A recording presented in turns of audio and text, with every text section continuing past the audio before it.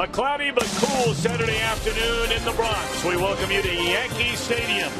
Game 2 of this 3-game series. The Reds in town to take on the Yankees, and the Bombers came away with a 1-run win in the series opener here last night. And hi again, everybody. Alongside Chris Welsh and Jim Day, I'm Tom Brenneman. Welcome, as always, to Reds baseball here on Fox Sports Ohio. Mike Leake, the starter and loser last night. Tonight, one of the 5 Reds All-Stars will get the ball. He threw 1 inning in that game, a scoreless inning on Tuesday night. The big man, Alfredo Simon. Well, he was down the stretch right before the All-Star break, one of the best pitchers the Reds had, and he has been that way really all year long. 12 wins overall for Alfredo Simon. Who would have ever thought that his season this year in 2014 would go the way it has? Coming out of spring training, not knowing whether he's going to be a starter or a reliever. He got a few starts. He capitalized on that. Named to his first All-Star game. It has been really a great ride for Alfredo Simon. And you take a look. Tied for the most wins in all of Major League Baseball. 2 in the National League, 2 in the American League. Although Tanaka currently on the disabled list. They don't know if he's coming back all year long. Meanwhile, the starter for the Yankees, the Reds have already seen this year pitching for the Arizona Diamondbacks. Yeah, Brandon McCarthy's a big, tall right-hander. He's been with a lot of different ball clubs, including the White Sox, the Texas Rangers, the Arizona Diamondbacks. Here he is, just recently acquired by the Yankees in a deal that sent a minor leaguer over to Arizona. And this is what the Reds he did last time against the Indians. He gave up 4 runs. Only 1 of those was earned. He's a guy that can throw hard, mid-90s, sinking fastball, good overhand curveball. But the Reds have seen him before. That may give them a little comfort level that they need because they did not look comfortable at the plate last night. Well, the Reds, the only team among the top 4 in the National League Central to lose the first game after the All-Star break. They're 2.5 behind the front-running Brewers going into play here today. Brian Pena became the second Red to do what last night? We'll have that story when we return.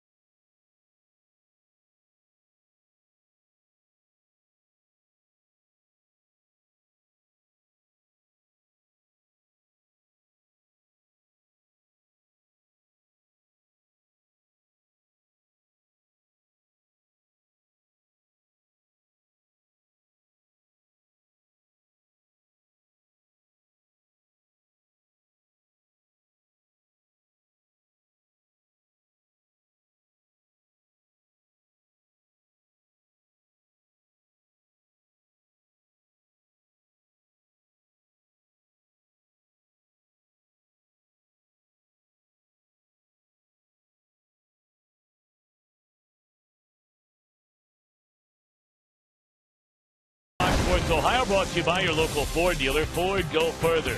By Cincinnati USA Regional Tourism Network. Stay close to CincinnatiUSA.com.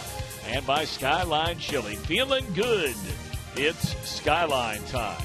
Welcome you back to the Bronx, Yankee Stadium. Brian Pena last night joined Johnny Bench as the only two Reds to ever hit 2 home runs in a game against the Yankees here in New York. The old Yankee Stadium for JB during the World Series Game 4 of '76. Pena here last night. When we return, the Reds trying to get it turned around during interleague play. Not been kind to them so far this year outside of Toronto. We'll have that and all the action coming up next.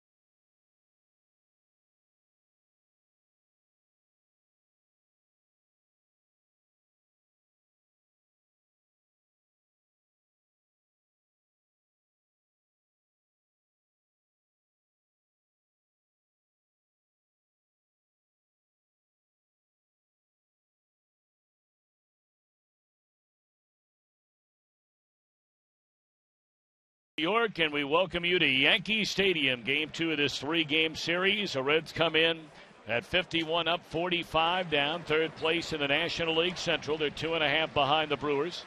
And the starting lineup brought to you by Meyer. Hamilton, Cozart, Frazier to start it. Bruce, Mesoraco, Pena in the middle. Heisy, Lutz at DH, and Christopher Negron getting the nod at second base.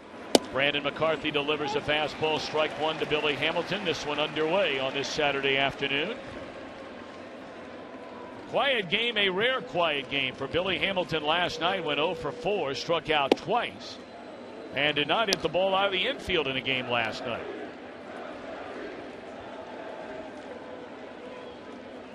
Billy a .282 batter, 5 home runs, 38 batted in, 19 doubles, 38 stolen bases.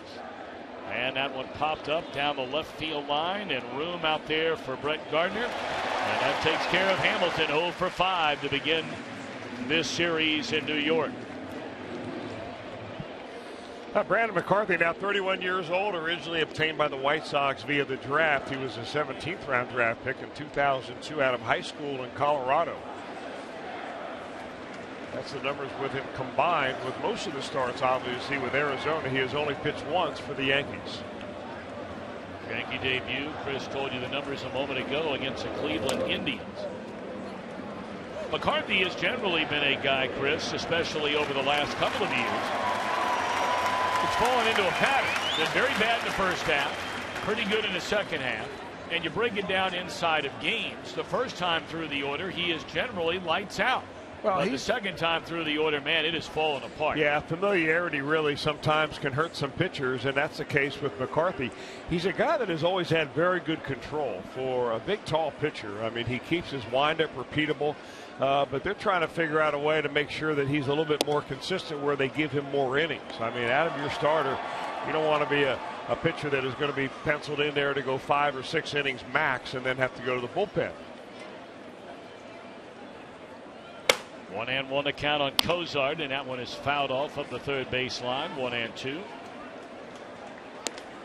But if you're the Yankees, you're in survival mode right now. Here's what you're talking about, Tom. First time through, he gets beat up a little bit. Second time too, and then it comes back up again with the familiarity. But you know, you're just running guys out there with whatever arms you can find right now if you're the New York Yankees. Brought up last night. When they began the year, it looked like a decent rotation. The big question mark was a free agent Tanaka. Turns out he was by far their ace. But 4 of those 5 pitchers for Joe Girardi are gone via the disabled list. And McCarthy should retire the first 2 batters here in the first inning. Teixeira in foul ground for the second out. And let's check in. We're talking about interleague woes for the Reds. How about it, Jim Day? Well, if the Reds are going to reach their goals this season, you got to think they've got to do better in interleague play. 3-6 so far, including last night's loss. That's near the bottom of the league. And all time, just a .447 win percentage, 27th in Major League Baseball. They got today's game, tomorrow game against the Yankees, and then 4 with the Indians, 2 with Boston, and 3 with Baltimore left. So they better change around the interleague woes. Yeah, the interesting part about that is, now you played the Rays that first week of the year, but the only team the Reds won a series against during interleague was the team that by and large has been the best team in the American League East most of this year until recently, and that would be Toronto. There's a shattered bat, one hopper down to third. And it's a 1-2-3 opening inning for Brandon McCarthy. Alfredo Simon to the mound when we return.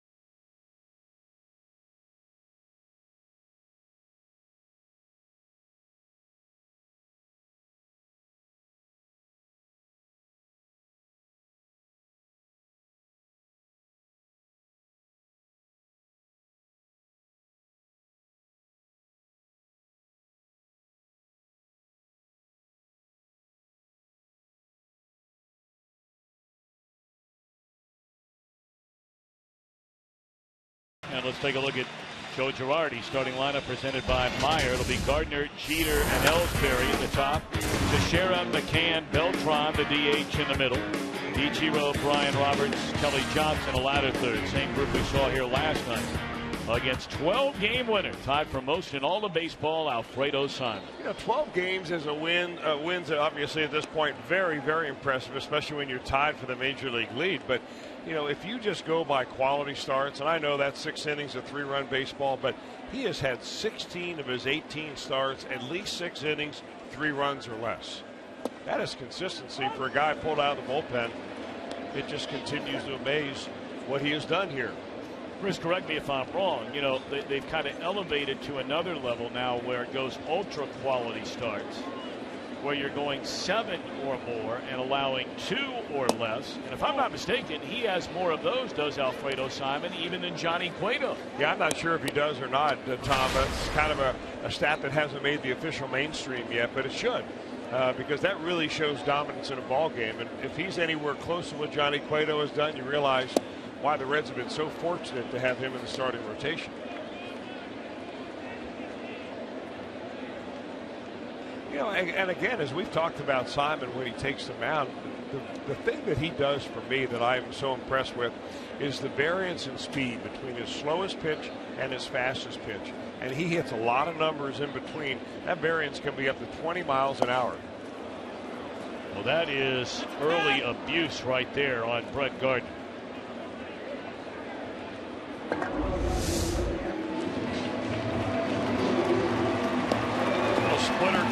changeup right there by Simon. He threw back-to-back changeups. You know, he's not the kind of guy, even though he throws 95 to 96 miles an hour, that you can sit back and rely on looking for a fastball, because every time you think a fastball coming, he's throwing you that splitter in there that just drops off the table and into the dirt. Makes you look like he just made Brett Gardner.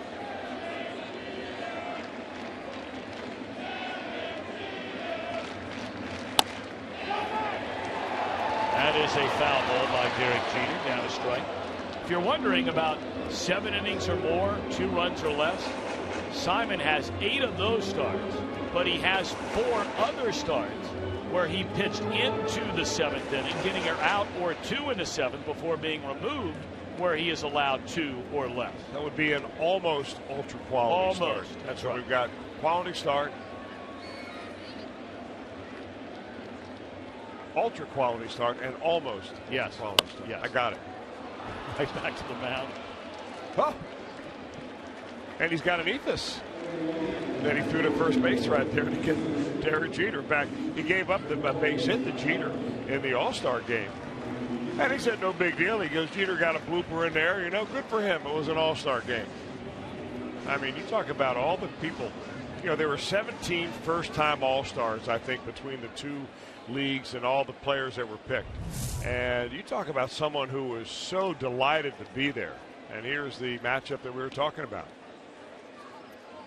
3-2 pitch, and Jeter just bloops one in there. Well, that would be all against Alfredo on Tuesday night in Minneapolis. He worked a scoreless inning for the National League. Of course, all the runs that were allowed by the National League came from 2 guys who seemingly never give up runs during the year. Adam Wainwright as a starter, and Pat Neshek, his teammate behind him. On the ground, and my, oh my, what an impressive start for Alfredo Simon. 1, 2, 3, go the Yanks.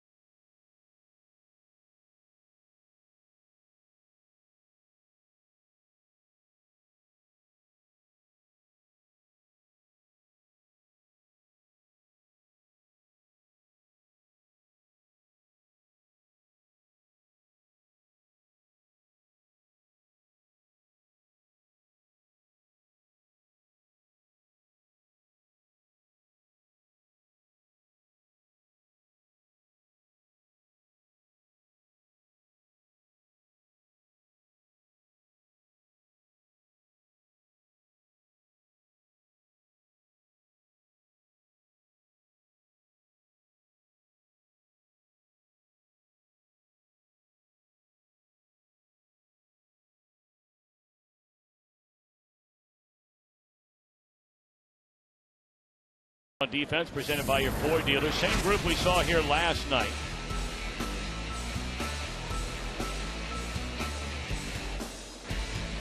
Part of that, our IGS bringing the energy. Derek Jeter, 2,611 career starts at shortstop, the most in Major League Baseball, a record he just passed 3 starts ago, held by Omar Vizquel.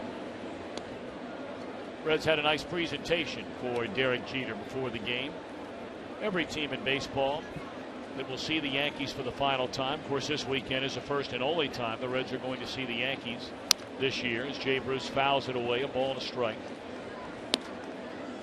Walt Jocketty, aided by Todd Frazier. That plaque with shortstops, both of them should be in the Hall of Fame. Larkin is, Concepcion perhaps one day, and you know Jeter will be there. That one right into the shift, and that's Roberts in short right field. And Bruce thrown out. 4 straight retired by McCarthy to begin the game. Reds only had 7 hits here last night. And really only a couple of them, Chris, you can say they squared up. And both of those came off the bat. Home runs from Brian Pena. Now, I was very impressed last night. I think the Reds were too with David Phelps. He didn't have an overpowering fastball, but he had a lot of late movement. And he mixes pitches in. Players were talking about the variance in the strike zone that they saw last night from Larry Vanover. They really thought that the Yankees got the benefit of a few, close calls that the Reds did not. And I don't think it was anything. They weren't trying to accuse Vanover of anything, but they just thought it was a strike zone that didn't go their way last night. But they just did not look comfortable. It did not look like they picked the ball up well off of Phelps. A little more conventional type pitcher here this afternoon with McCarthy. Phelps would cut the ball, he'd run it in, he'd change speeds. He had a nice cutter working last night. McCarthy they've seen, so you hope that the familiarity may help them a little bit. Well, they really kicked McCarthy around when they saw him as an Arizona Diamondback when the Reds went to Phoenix earlier this summer and won 3 out of 4 games in that series. 2-2 on Devin Mesoraco. That was a start where McCarthy on the final day of May went 4 1/3 innings, allowed 9 hits and 5 earned runs.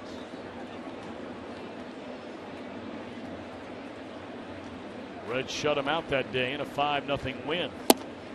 And Mesoraco gone swinging. 5 straight retired by McCarthy. We should note, we touched on it earlier, and the numbers we put up are numbers that are downloaded in our computers all around our television travels about that first time through the batting order, second time through the batting order. That was based on his lone start since coming to the American League. The numbers are a complete flip-flop, as we suggested they were. In McCarthy with the Diamondbacks this year, where he made all but one of his starts, where the first time through the order, by and large, he has done what he's doing right now to begin this game, and that's dominate the opposition. But it's the next time through the batting order where they have really squared him up. Yeah, the batting average jumps about 150 points between the first and second time you see him in a ball game this year.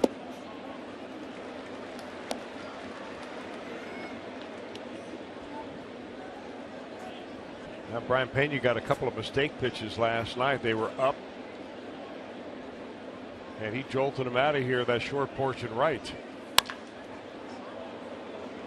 That's got to be on the mind of about every left-handed hitter that steps to the plate here, really forever, because the dimensions down the right field line very similar in new Yankee Stadium as they were in old Yankee Stadium for so long. You could get some cheapies down that line.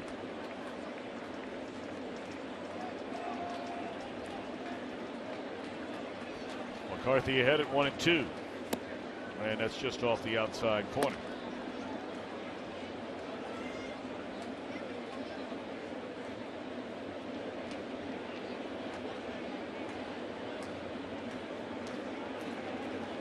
Ballpark opened in 2009, and that one shot into right center field off the bat of Pena, and that'll be a 2-out base hit for the Reds catcher. Brian was walking around the Reds clubhouse before the ball game today trying to pass out some good luck in the form of Cuban pastries.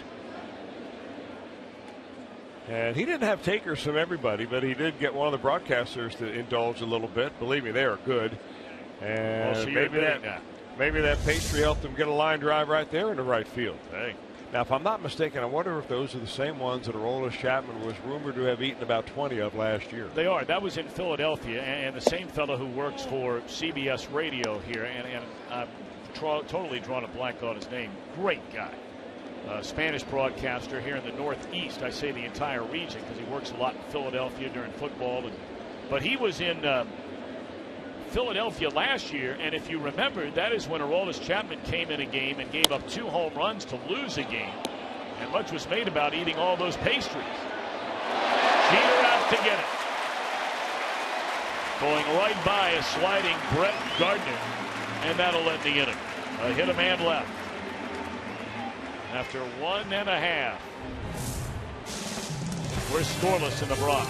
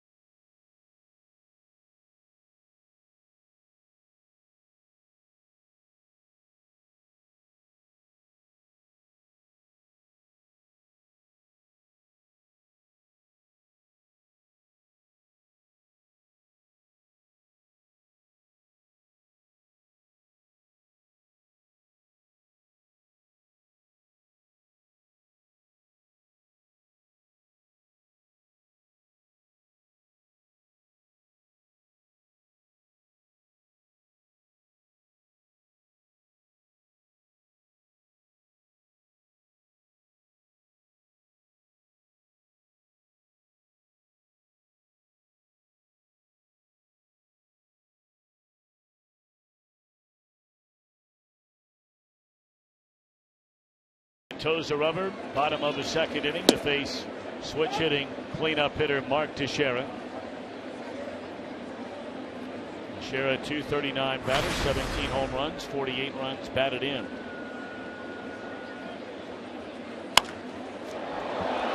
Fly ball straight away center. A lot of room out there, as we discussed at length last night. Take a look at the Reds on defense. Changes from the series opener, unlike the Yankees. Presented by Ford. Same outfield as last night. But Christopher Negron getting the nod at second base in place of Ramon Santiago. The other change in the Reds lineup is the designated hitter, where Donald Lutz, left-handed batter, is in place of Ryan Ludwig. 4 straight retired by Alfredo. And that'll bring up Brian McCann. He got the Yankees on the board with his only hit in 4 at-bats last night with a run-scoring first-inning double.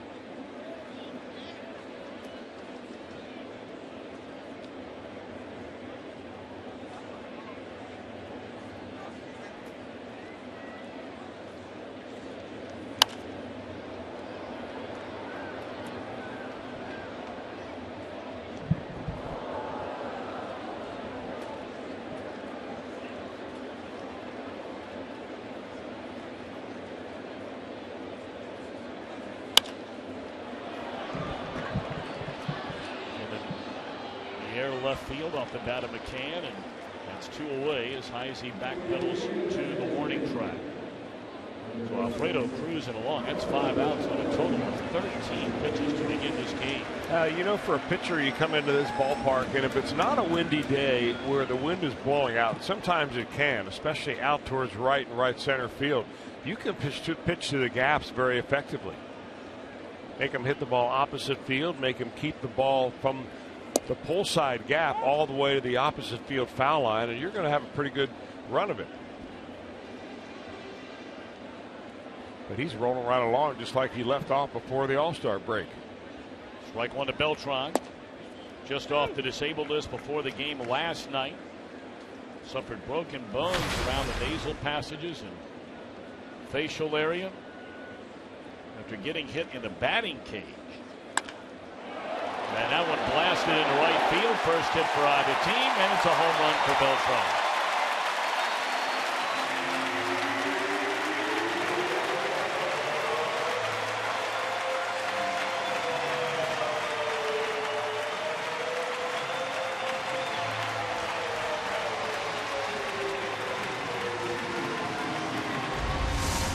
Now a curveball that comes right into the hot zone for Carlos Beltran. It's almost as if he was waiting for that pitch and dialed it up right at the right spot. That is not between the gaps, as I was mentioning. That's pretty much straight away right field. Well, 1-0 Yankees, and now Ichiro with 2 down and nobody on. Beltran home run number 10. Been very disappointing years for the free agents Beltran and McCann. Signed a big money contracts during the offseason. Got McCann hitting in the 230s. Beltran in the 220s.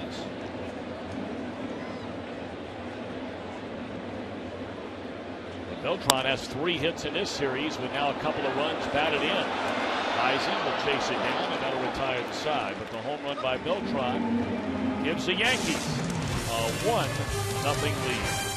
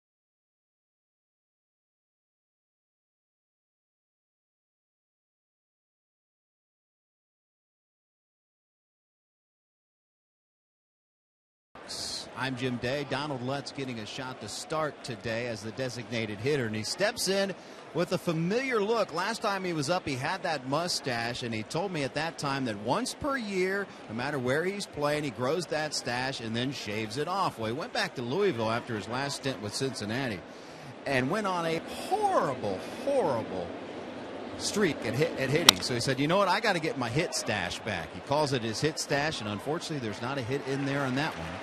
And we hope the hit stash can come through later today. We'll see how that plays out. He broke his bat, hit that ball off the end of the bat. First pitch thrown by Brandon McCarthy.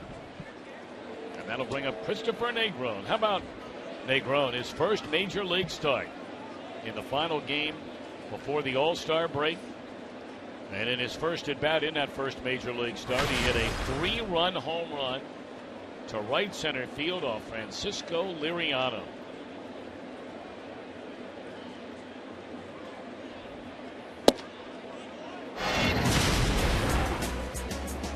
The day before, he had come up as a pinch hitter and hit one to the wall that was caught. They weren't going to catch up. And man, he went flying around the bases. You know, the most that we have seen Christopher Negron play is in spring training, Tom, and he had one of the better springs of anybody in camp this year. Did. I mean, hitting rockets all over the place. He made about every trip the Reds went on. He played in a lot of games in a lot of different positions. In fact, I really thought coming out of the spring training camp, he had a chance to make this ball club. He was among the very final players that were cut. Funny you say that. I thought the same thing. He was very impressive this year. We've seen him the last couple of years in spring training, but this year was his best camp. It seemed like he was ready this year. Years past, he'd have a little flash here and there.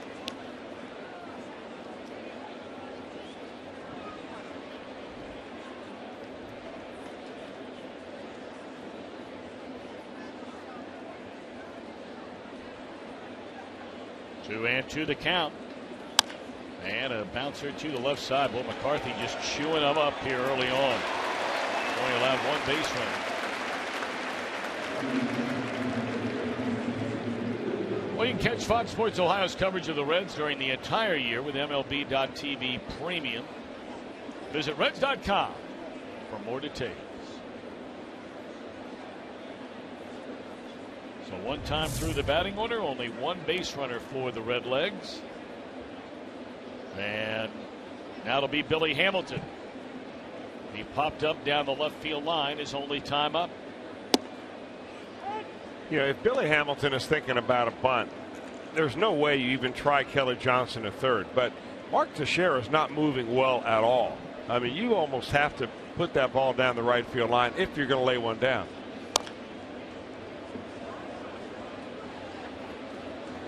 Seemingly every at bat in this series, and there's only been 5 of them. We're only in game number 2, but the Yankees have attacked Hamilton and gotten ahead early in the strike zone. And thus they've taken care of him.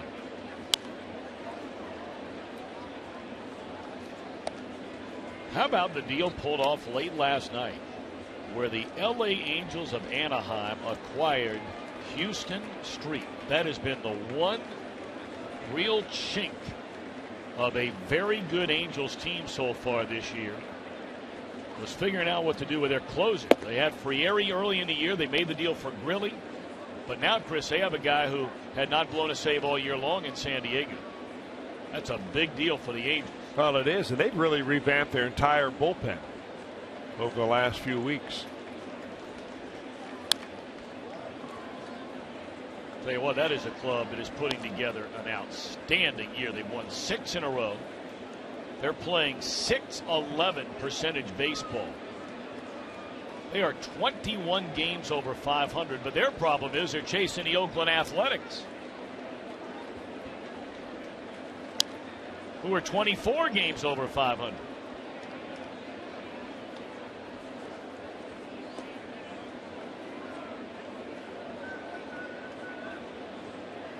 That Angels team making that deal, and that's where you go from not only being a very good team, but potentially of being a World Series contending team. You shore up that bullpen. Well, remember they had a swap between Jason Grilli and Ernesto Frieri that of a couple of closers that weren't doing very much this year, so they have potential in those arms. Houston Street, fabulous year. Been a tough series for Billy Hamilton. 0 for 6, he struck out 3 times.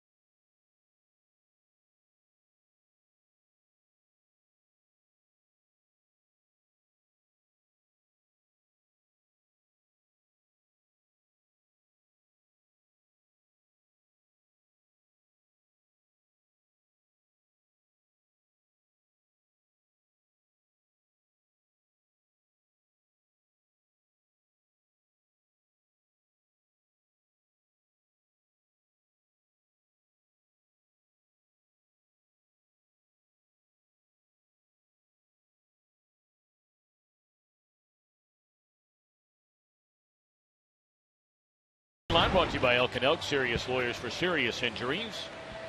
Well, 1-800-ELK-OHIO, Alfredo Simon. Now, you know, you can play this projection game from now until the end of time, but look at his career best compared to what could be this year.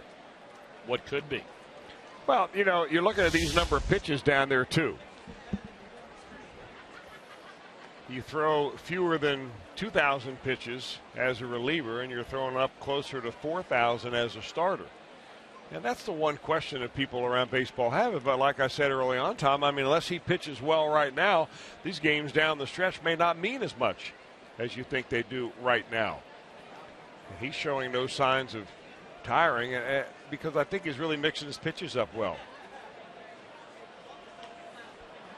You know, and everywhere we go, and it's no different here, we come in, we see the Yankees broadcasters on the television side, Michael Kay, and our old buddy Paul O'Neill over on the radio side, John Sterling and Susan Waldman. And, you know, the first question they ask, and it's no different than everywhere we go. As there's that Ephus, and then grinning there is Alfredo Simon. They say, where and how did this guy get where he is? It's command of his pitches. I mean, it's simple as that. There it is. And, you know, they categorize that pitch as a screwball. Just didn't quite screw it enough. He'll only throw about one of those a game. But you just think about the 3 losses that Alfredo Simon has had this year. Second game of the year, he pitched against Tampa Bay. He got beat 1-0 by Alex Cobb. Gave up 5 hits. Cobb gave up 4 hits. 1-0 loss. So that's a pretty good pitching performance, even though you get the loss. And the other 2 were the 2 Chris. Oh, my goodness. Jay. Straight whiff. Holy smokes.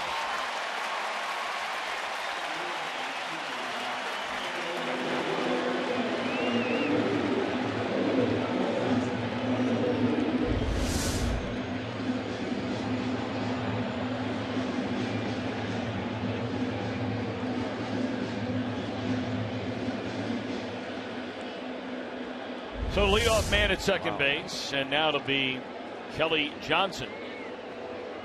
In a game like this, man, that could turn out to be a huge play in the game.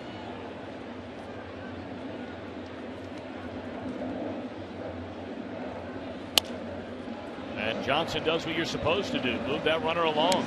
Made it look easy. Now Roberts stands at third with 1 out in the inning, and Gardner coming up.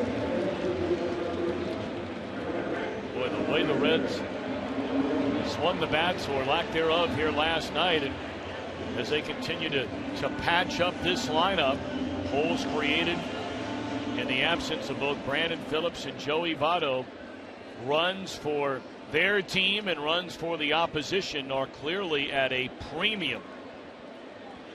Reds will bring the infield in. Alfredo struck out Gardner, his only time up.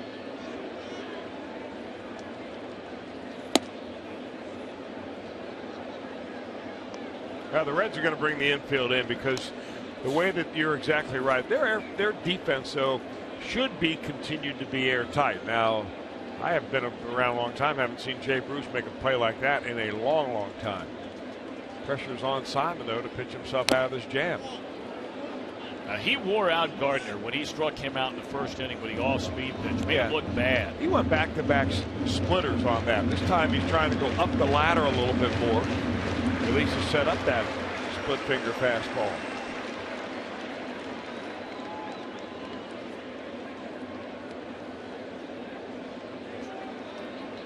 Now, Simon's not a high strikeout pitcher, but he's got strikeout stuff.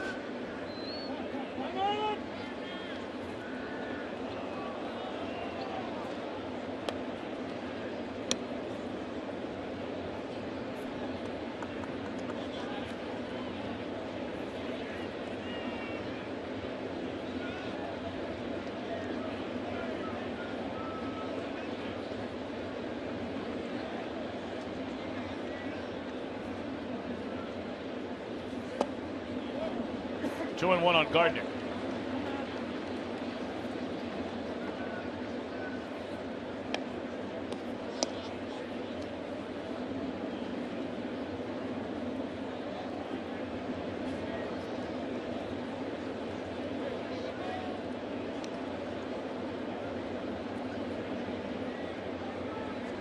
Infield in, runner at third is Brian Roberts.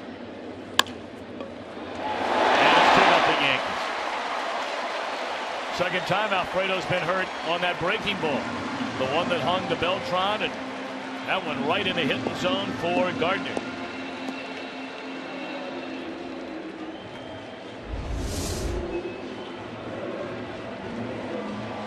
Yeah, he got it up. He looks like he started it a little bit too high. And by the time it settled into the hitting area, it was around waist high.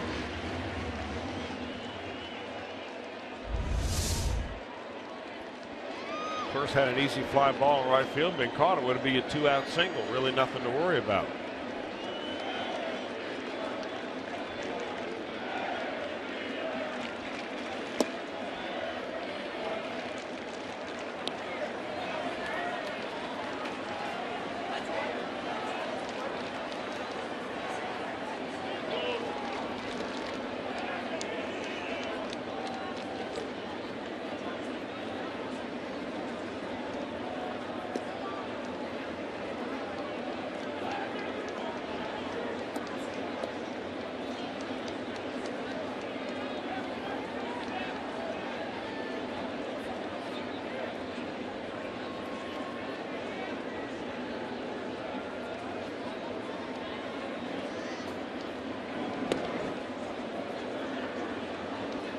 Simon has not been an easy guy to steal off of this year.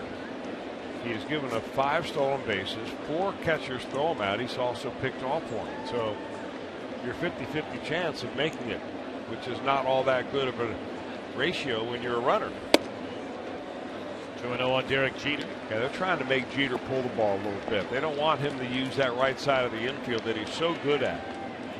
Throw a ball out there, and he just is able to punch it here because you've got the first baseman holding the first base runner on. 2-0 to Jeter. He had a broken bat and come back into the mound his first time up. They try to come in again. It's 3-0.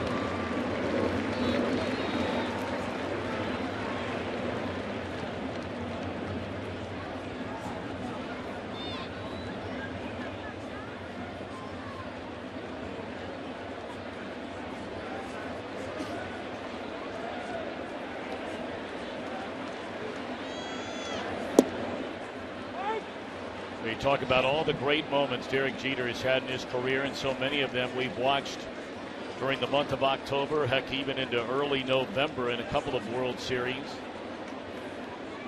Always seems like he saves frequently his best for the biggest marquee games and or events. There's ball 4, and the Yankees have 2 on with 1 out in the inning. And certainly the All-Star game fits into that category, Chris. And you know, it's not the World Series, but it is a marquee event where everybody and his brother is dialed in. And Jeter played his 14th All-Star game and was nearly a .500 batter in his All-Star game at bats. And you're talking about playing the best of the very, very best in every at-bat. Yeah. There are no blowouts in the All-Star game where they're bringing in the middle relievers that they just called up from AAA. No. Their middle relievers are somebody else's closer who probably hasn't given up a run in a month. Or like he saw Alfredo, a 12-game winner in the National League with a 2.7 ERA, and Jeter managed a base hit against him. Well, this inning started ugly, and Alfredo trying to keep it from getting uglier. A routine fly ball that Jay Bruce dropped. That run has come in to score. And now a walk to Jeter sends Gardner to second base, and here's Jacoby Ellsbury. Broken bat pop-up.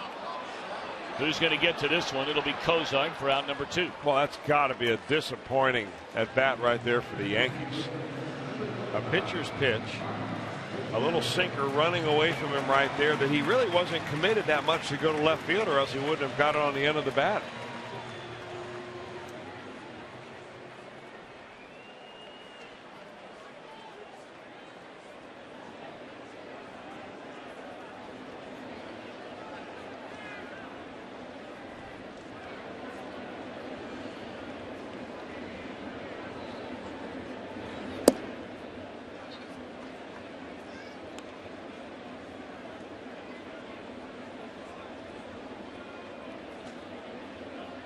So now Teixeira, count of 1-0.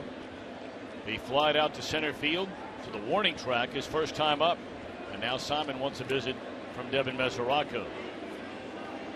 All the other action involving National League Central Division contending teams will come tonight. Milwaukee and Washington. Brewers getting the win behind Kyle Osh last night. Pirates rallied to beat Colorado. They'll play tonight in Pittsburgh. And the Cardinals and the Dodgers will play late this afternoon in St. Louis. I believe that is 21. Is that not Zach Greinke? I think you're right. We'll start that game for Los Angeles. I think they get Kershaw tomorrow.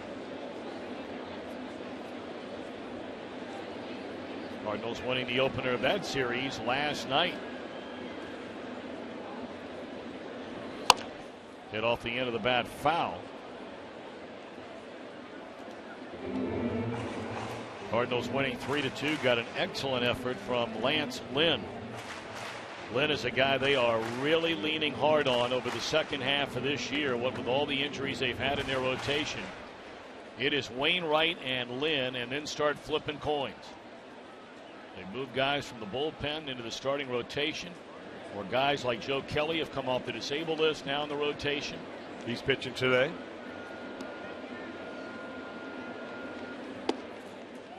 3-1 on Teixeira. Rumors continue to float around. The Cardinals might be in that David Price market. Rays all of a sudden have started to play better baseball. They're still 8.5 back. But you know, after the second place Angels team, you rip off another 4 or 5 in a row if you're Tampa Bay, and you're in the hunt for the wild card again. Swinging a foul ball out of play, and it's not like they have to trade Price this year. They have another year left on his contract. And they might get more in the offseason for him than they will right here at the trading deadline. You know, generally when you call the Cardinals and you're thinking about making a deal, or if the Cardinals are calling you to make a deal, Taveras is the first name that comes up. Oscar Taveras, the outfielder. And that is a tough decision to make.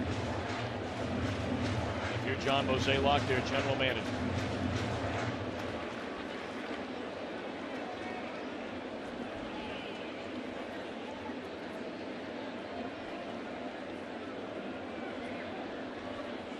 Runners go, and a swing and a miss. Good job by Simon. So he pitches around the error by Bruce, which makes it 2-0 Yankees at the end of 3.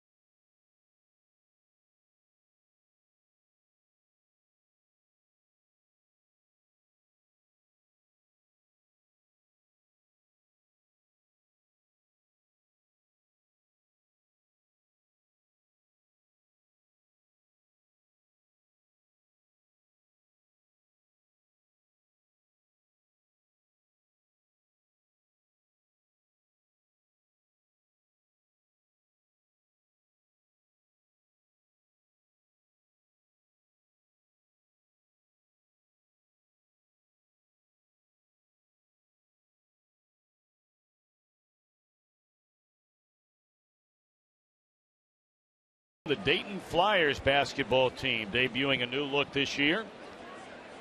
Find out the identity of the man known as Mask Juice at Columbus Blue Jackets games.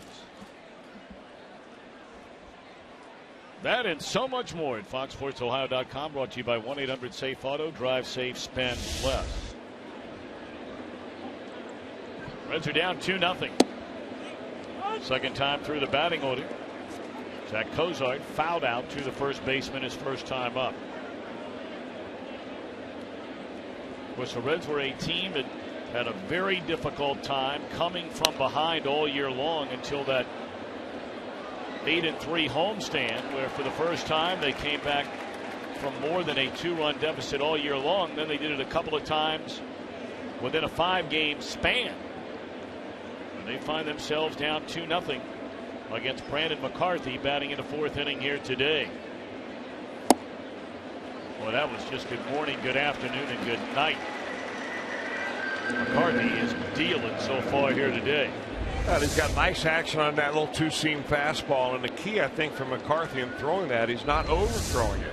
His four-seamer, he's throwing around 94 miles an hour. That one at 91 takes a little bit off and gets a little bit more action.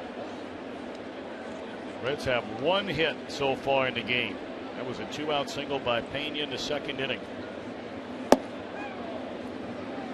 You wonder if there's something about taking a guy out of an Arizona Diamondback uniform. That team was depleted from the beginning of the year. They had horrible injuries up and down their lineup and their starting rotation. They got off to a bad start.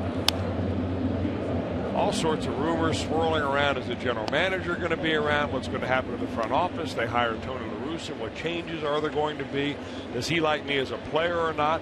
And you take him out of there and you put a New York Yankee uniform on him. And he pitches like a New York Yankee. Well, his first start, he allowed 4 runs, but only one of those was earned in a game against Cleveland.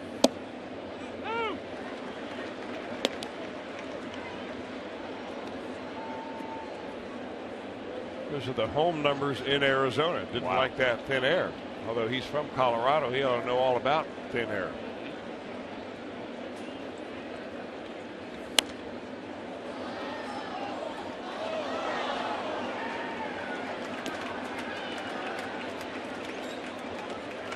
and you wonder, Chris, and I know you talked about this topic a little bit yesterday, even before the game with Jim Day today, is as the rumor mill will begin to swirl with greater frequency leading up to the trade deadline, as there's a broken bat roller into center field, a base hit by Frazier, second Reds hit of the game. And look, it's not a knock on anybody that's in the lineup. It's not. It's just that when you're a contending team and here you are playing the New York Yankees and you have two rookies in your lineup, and I mean next to zero major league experience in Lutz and Negron. But with the injuries, and they are lengthy injuries to both Votto and Phillips, you wonder, A, are the Reds going to make a deal? Of course, it all depends on who's out there, and money plays a big part of it. How much do you have to give up to get the player? How long do you have him once you get him? Is he a substantial upgrade from what you have already?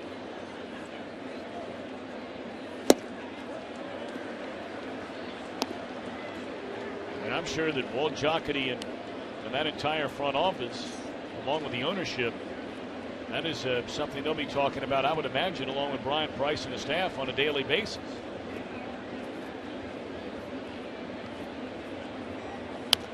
And a lot of times, of course, the field manager has differing opinions on that than does the general manager and the owner. Sure. I mean, the balance is, all right, do we go for it this year as opposed to do we keep some of these gems that are in the farm system that we're really not sure yet? I mean, if you give away the next coming, you're going to be in trouble. And that's what general managers worry about sometimes, is trading away a guy that can come back to bite them, a couple, 3 years later.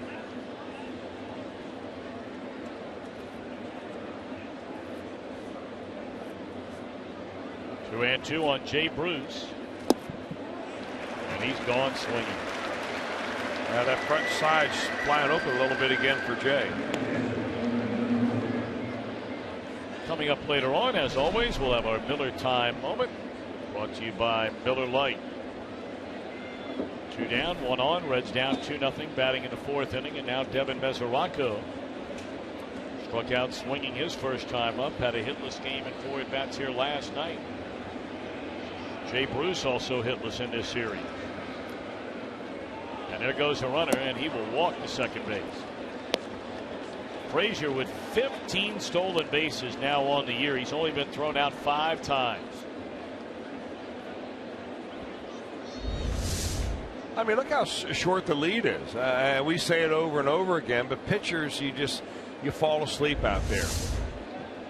That's why when a guy has 15 stolen bases, you've got to throw over at least once every time he gets on, because you just never know. You want to let him know that you're aware that he is out there. Todd Frazier just continues to mystify with that very unusual way that he takes the lead off and kind of lulls the pitcher to sleep.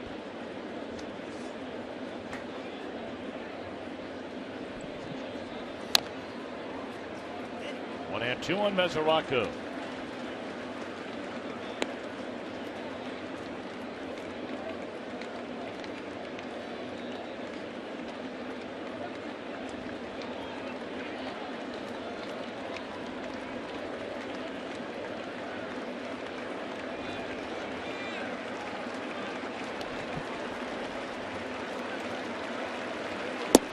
And that's all for the Reds. McCarthy strikes out the side. And the Yankees lead after 3.5, a 2-0 game.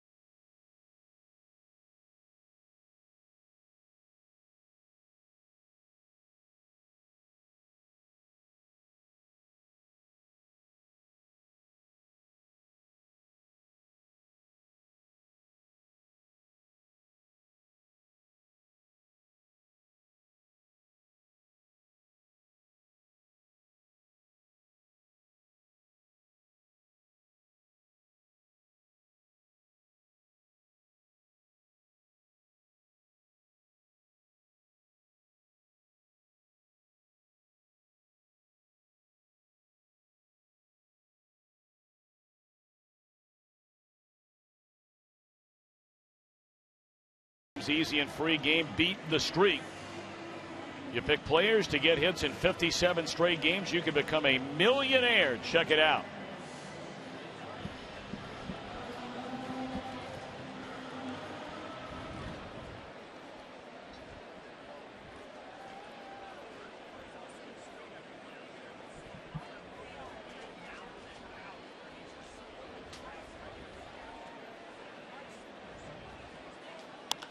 First pitch swinging, Brian McCann, as the Yankees bat against Alfredo here in the bottom of the 4th inning, and that's 1 pitch and 1 out on a fly ball to Chris Heisy.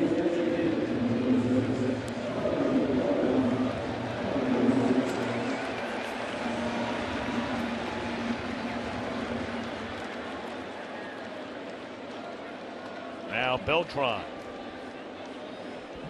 He hammered a hanging breaking ball to the seats in right field.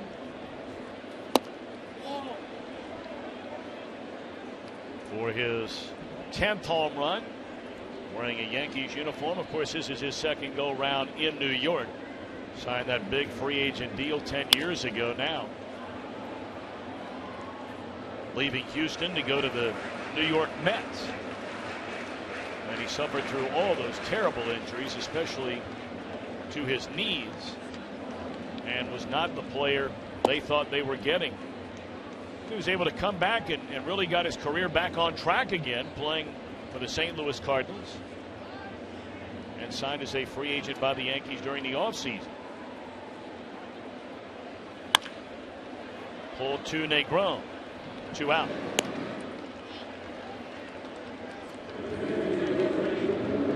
Our AT&T call to action. You can now tweet your photo using hashtag OhioFanPhoto for a chance to have it shown during an upcoming telecast here on Fox Sports Ohio. That's brought to you by AT&T. 2 down for Ichiro.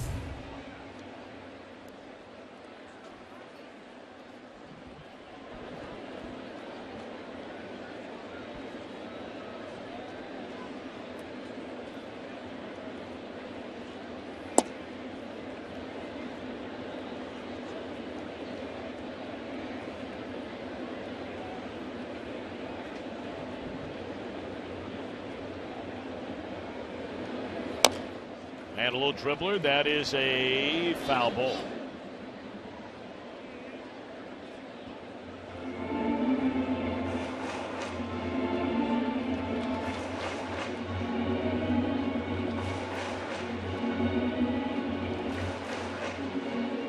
There was a time when Ichiro would step to the plate that the infielders would have to come in each a couple of steps, because his blazing speed down the first baseline, coupled with the fact that he'd get kind of a running start out of the batter's box, made a ground ball the left side of the infield, bang, bang every time, and oftentimes went in his favor.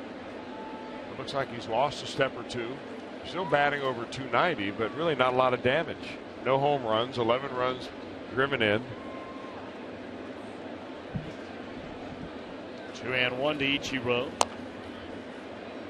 You know, you combine his totals playing in Japan with what he has done in the United States. He has 4,080 hits. That is just incredible. 4,080, including his 60 base hits this year.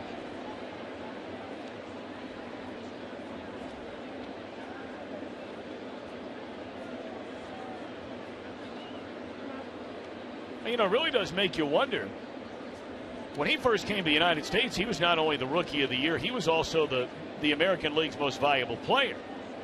So it wasn't like he came over here and it took him a little while to get adjusted. That ball is going to roll foul. Well, he was 26 or 27 years old when he was a rookie here. And you just wonder, Chris, you know, had he played 5 years in the big leagues, maybe coming up at 22 here, 21. Well, I don't think there's any doubt about it. He would be up over 35, 3,700 major league, maybe more than that. Well, his first 10 years, he had 200 hits. And I mean, not right around 200, but some years 238 hits. Out of there on strikes in a 1-2-3 inning. Yankees lead. We go to the fifth, 2-0.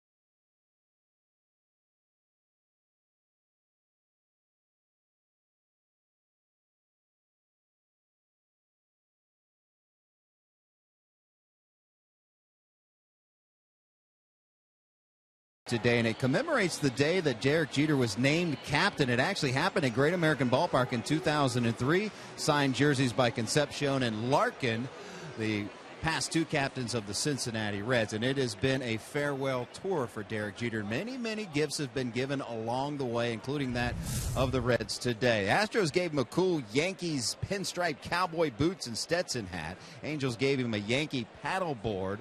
Cubs gave him a number 2 from their manual scoreboard, which is a pretty cool gift. As you look down the list more, the Indians, of course, home of the Rock and Roll Hall of Fame, gave him a Yankees guitar. The Kingdome seat where he made his major league debut and a Safeco Field base were given by the Mariners, and the Mets gave him a number 2 Jeter sub-wide tile art. Now, those are just some of the gifts that he's gotten along the way, but you got to figure that where is he going to put all those gifts of nearly 30 major league teams? Well, I would imagine wherever it is that he lives, there would be enough space to find room for just about anything, including probably a Lear jet, an armored tank. I'm not sure if he received those gifts, but Jim, you saw the entire list, and you probably, better than anybody, would be qualified to categorize those gifts as either keepers or regifters. Are there any in there that you would say, hey, this is an obvious one that should be regifted, or maybe even hit eBay? Well, you know what? I don't want to tick off any fans of any teams. Let's just be politically correct. Well, we don't have today. to connect them with the team, but what are the gifts that you think that should be regifted by Derek Jeter? Well, I got to tell you, the Jeter Subway tile art, I think the Mets maybe could have done a little better. I probably would regift that one there. And, you know, the Mets and Yankees don't really like each other. That ball blasted by Heisy, and the Reds are on the board. A solo home run by Chris Heisy to make it a 2-1 game. Well, that's a Chris Heisy we've been waiting on for a while. A power pack swing when he gets a ball up, and he got this one up and in, and that is a good zone for Chris Heisy. Short arms, very powerfully built, and he ripped that one a no doubter.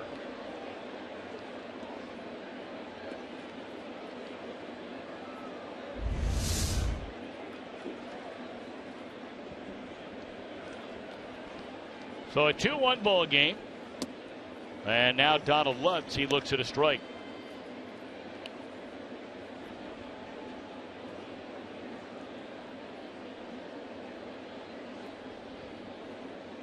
Heisy home run number 4 on the year. I tell you, we ought to check in with Jim Day, I think, more regularly. That ball is smoked into left center field.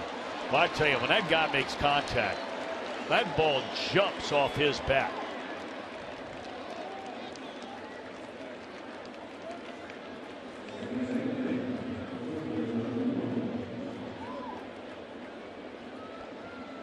hit stash is working.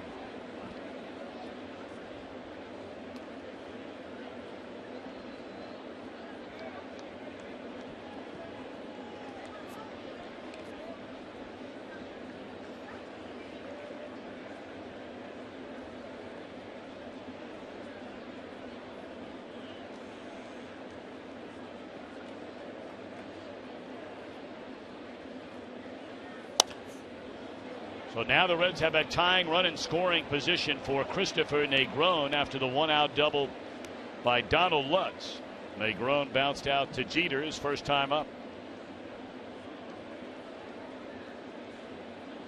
This is what you were talking about earlier on, Tom, about how Brandon McCarthy really cruises early on, but then as the game goes on, you see him a little bit more. Those numbers pop up a little bit. Yeah, those numbers are really opposite of a lot of starting pitchers. A lot of starting pitchers, they come out of the bullpen and they have a hard time getting the flow of the game going. And in the first inning, they give up a run here, a run there. You always hear the saying, if you don't get them early, you don't get them at all. But McCarthy has been, at least this year, the opposite of that.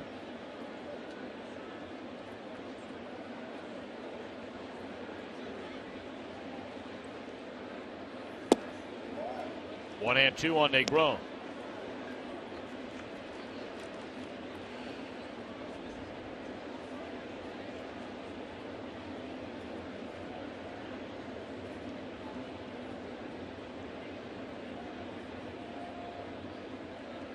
Big chance for this rookie here after his buddy Lutz doubled. And Negron a chance to drive him in and tie this game up. Found that one, it looked like off his foot.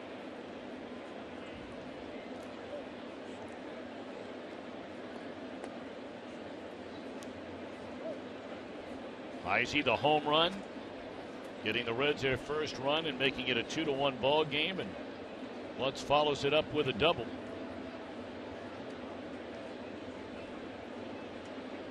Yankees got single runs in the second inning on a home run by Beltron. They scored an unearned run on a Reds error in the third. 1-2 pitch, struck him out.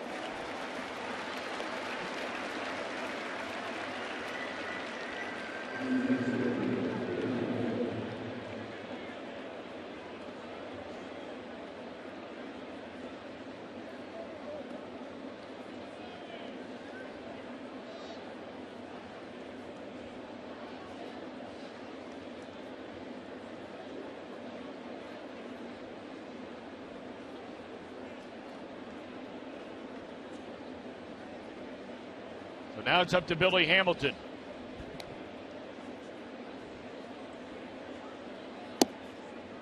And once again, Yankees pitching jumping in front of Hamilton in the at-bat.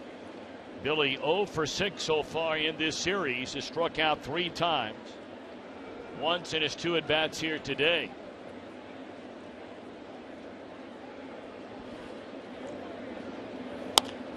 And this one a bouncer. Diving play. And taking away a hit and a run is Roberts. Yankees give up a run for the first time of the game. The home run by Heisy. 2-1 New York.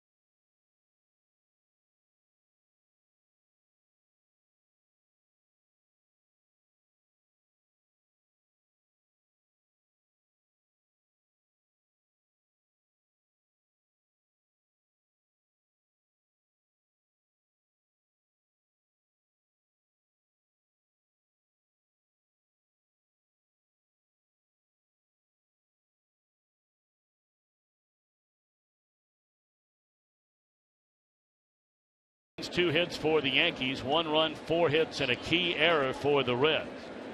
That error right now, the difference in the 1-run deficit for Alfredo Simon. Brian Roberts was the man who hit that ball. Looked like a routine fly ball into right center, leading off the 3rd inning, and the normally sure-handed Jay Bruce, who's as good as any right fielder that we've seen, and certainly in the National League, just dropped the ball. Roberts wound up at second. They got a ground ball to move him to third, and Gardner knocked him in through a drawn-in infield in that 3rd inning. 2-1 to Roberts. Spent his whole career in Baltimore. A lot of injuries through the year to Brian Roberts. Played collegiately at the University of North Carolina. Very talented player. Went back to Baltimore this year for the first time and hit a home run against the Orioles at his very first at bat.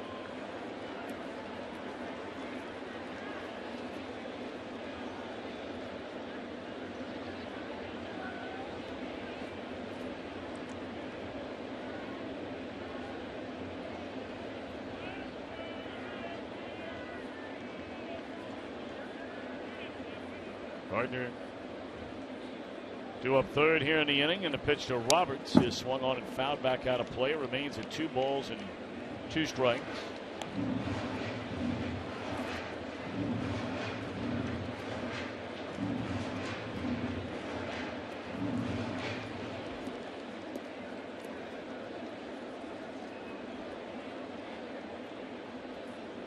Roberts had a really nice run of seasons when he was healthy.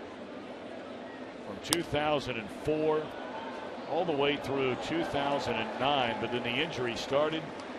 Played in 59 games in 2010, only 39 games in 11, played in 17 games in 2012, 77 games a year ago.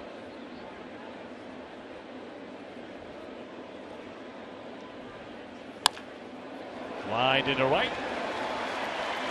And that's the way it starts here in the Yankee 5th.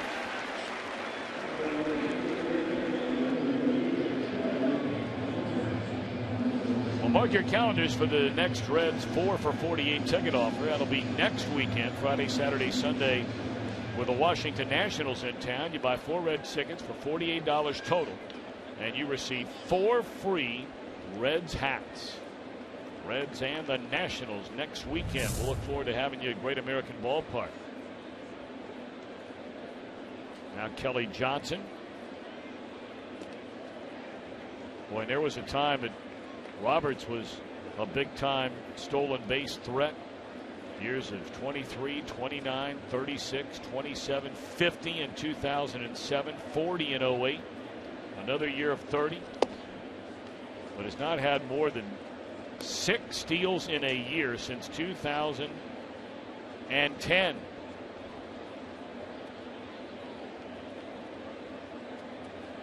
Got a lot of leg injuries. Groin, hamstring. Trouble brewing here in the New York 5th inning on back-to-back singles from the numbers 8 and 9 batters in their lineup.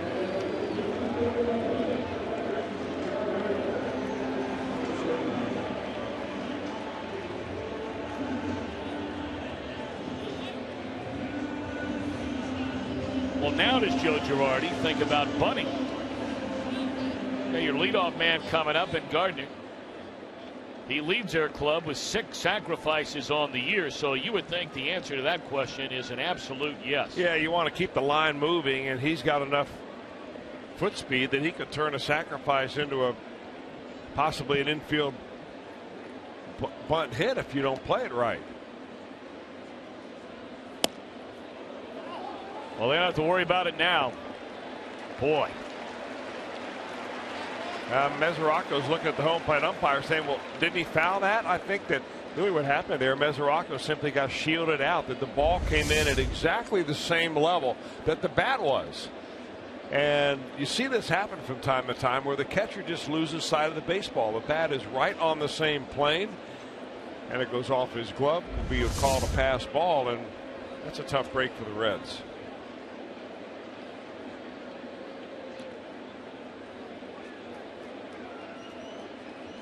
as a catcher, you don't have time as that pitch is coming to the plate to try to get your head in a different position. You see it come, you're assuming that the batter is going to put the bat on the ball. In fact, I've had many catchers tell me the toughest pitch to catch is the one where the batter squares around the bunt and at the last second pulls the bat back, because you do lose sight of the baseball. Well, that pitch is called a strike, believing that Roberts actually offered in that pitch. Yeah. Boy, that could be a huge play in this game.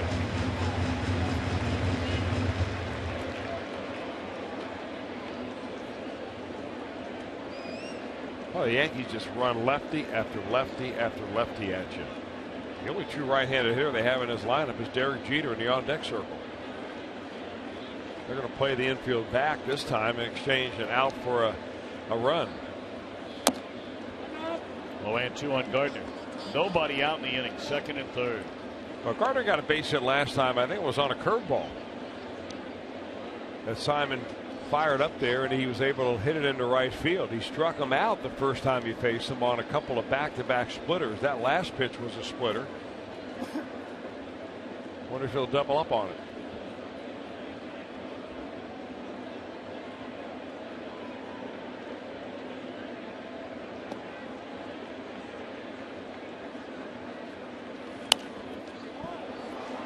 Came back with 95 on a fastball there, and Gardner able to foul it away.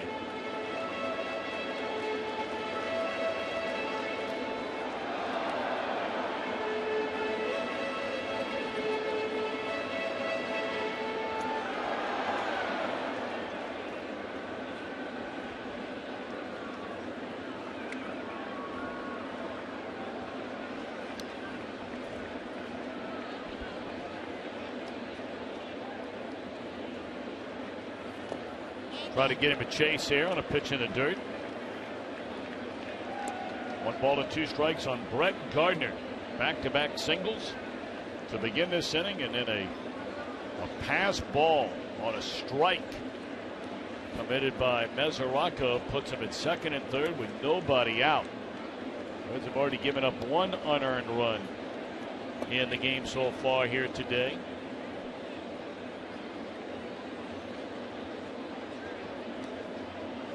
Now Alfredo ready.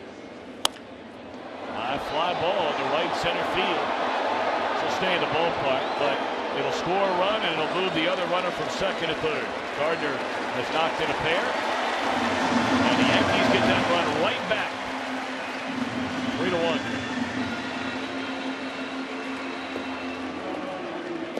And again, a defensive mistake comes back to bite the Reds as the Yankees take advantage of it.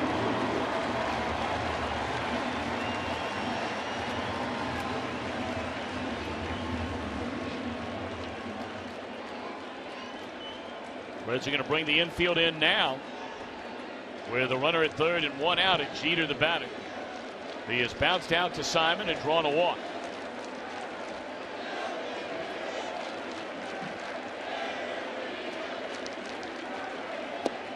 Breaking ball in there, strike.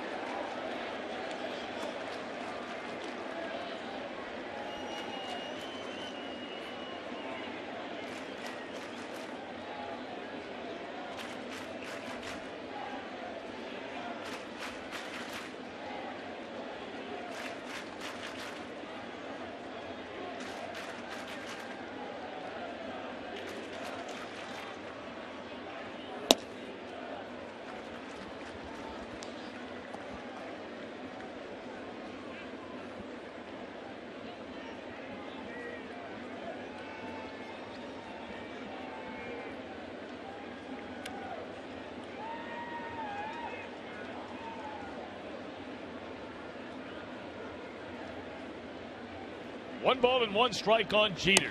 And another breaking ball just served into center field. It's 4-1 Yankees. Wow. I'm not sure who was setting up who in that at bat. But we'll take a look at it again because it's our Mazda pitch by pitch. It turns out to be a base hit that scores a run by Derek Jeter. And they're going to pitch him inside with a breaking ball there, then a sidearm fastball away, and then serve up a little breaking ball, same spot as the very first pitch in the at bat.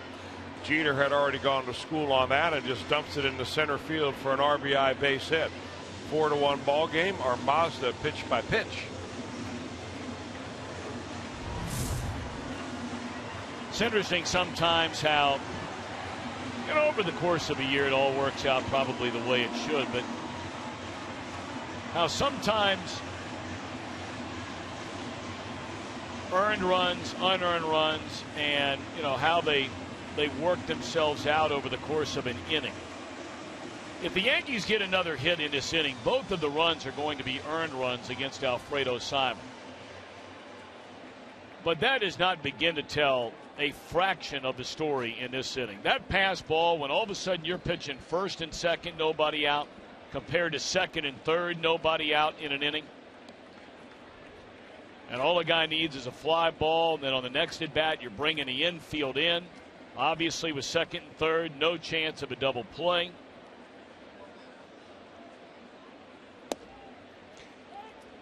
That's a big play in this inning, whether they're earned or unearned. Well, you're right, and that's where it's hard to define the energy of the inning just by looking at a box score.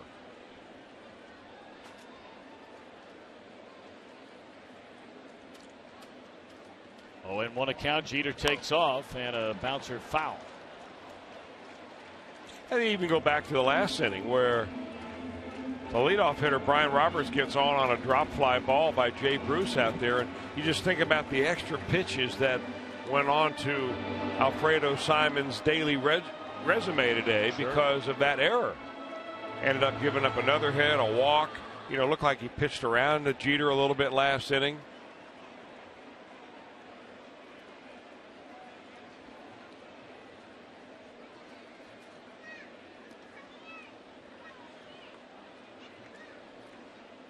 Saw action in the Reds bullpen for the first time today as J.J. Hoover is cranking it up out there in left center field.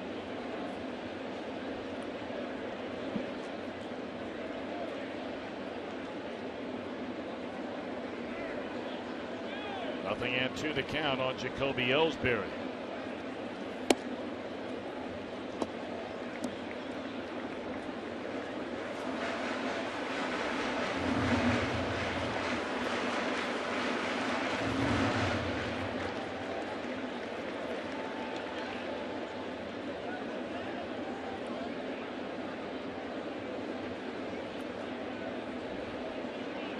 Alfredo taking a long time in between pitches. Behind in the count, or ahead in the count, 1-2. Now the count even at 2-2, and he's behind in the game 4-1.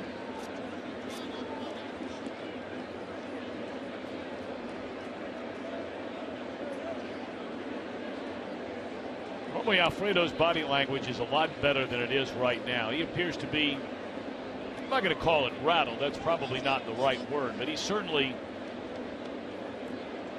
is a little bit shaken up, if nothing else.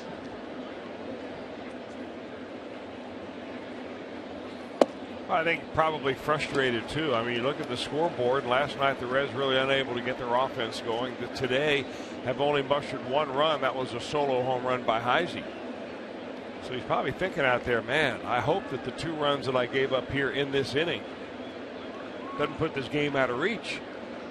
Because the Reds have had a hard time getting their offensive flow going.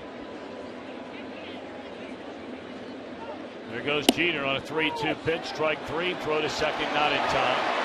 And give Derek Jeter his 7th stolen base in 8 attempts this year.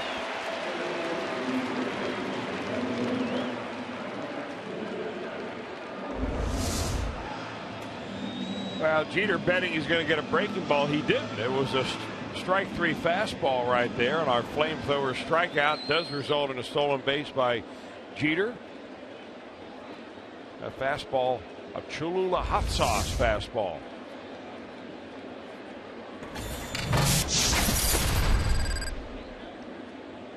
.95 miles per hour. Breaking ball in there, strike 1 on Teixeira. And a long way to go in this one. We're only in the bottom of the 5th. But as we saw last night, This has been a very mediocre Yankee team all year long, and we've talked about the injuries to their starting rotation. It has been a less than mediocre Yankee offensive team all year long, and they've had most of their guys by and large healthy of their everyday players. Not all of them, but a lot of them. But what they do is shorten the ball game when they have the lead. Fall behind after 7. It's not to say you can't come back. But they got a couple guys that we saw last night that make it very tough to do so. Matanzas, he was an animal. 6'8", throwing 99 miles an hour with a hammer of a curveball that all those that follow the Yankees on a daily basis tell us you haven't seen the good one yet.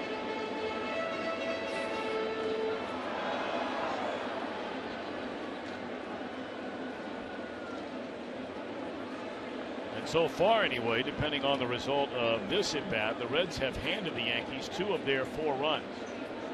And that is something the Reds have been better at than any team in all of Major League Baseball this year. And that's good defense, but it has not been that on a couple of instances today. Comebacker to the mound, and that's all. 3 hits, 2 runs through 5. Yankees lead 4-1.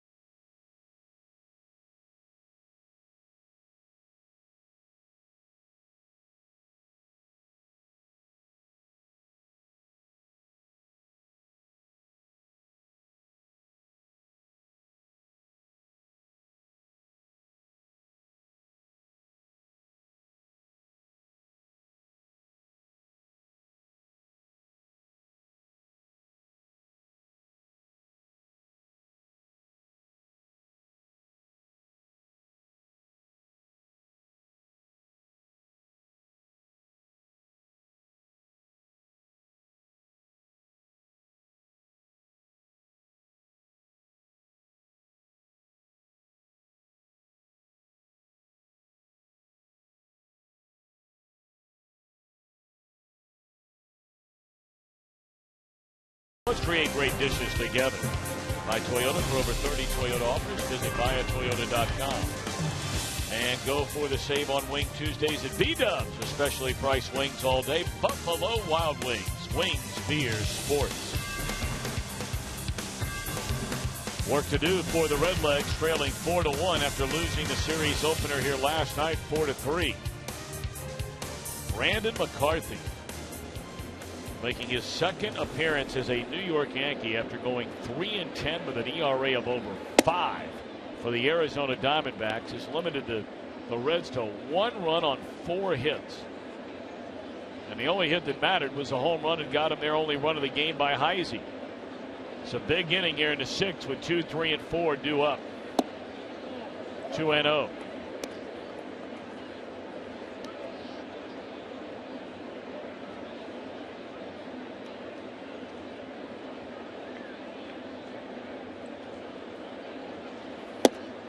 Cozart taking all the way at 2-0, and that's a strike. You have Hamilton without a hit yet in this series. You have Frazier, who has 1 hit. That was a single his last time up. Bruce doesn't have a hit, nor does Mesoraco. So those are the guys that have been playing for you regularly all year long, and you're filling gaps everywhere else, whether it be playing in the American League with a DH or flipping guys around as they've done all year long out in left field.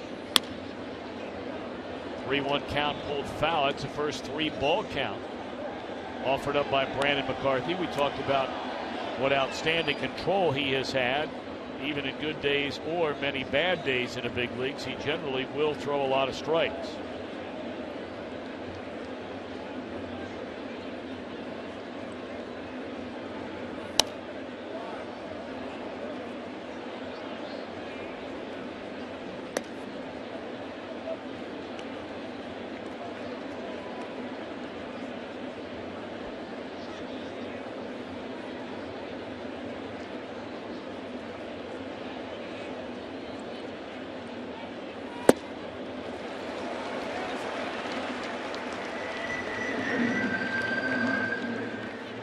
7 strikeouts in the game now by Brandon McCarthy.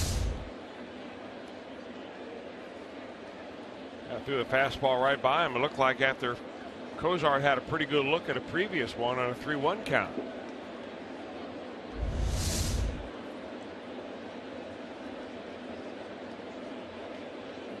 Frazier dribbled one through the middle for a base hit his last time up, as they really swing Jeter around deep in the hole at short, which enabled Frazier just to almost stand at home plate and roll it out there to get into center field.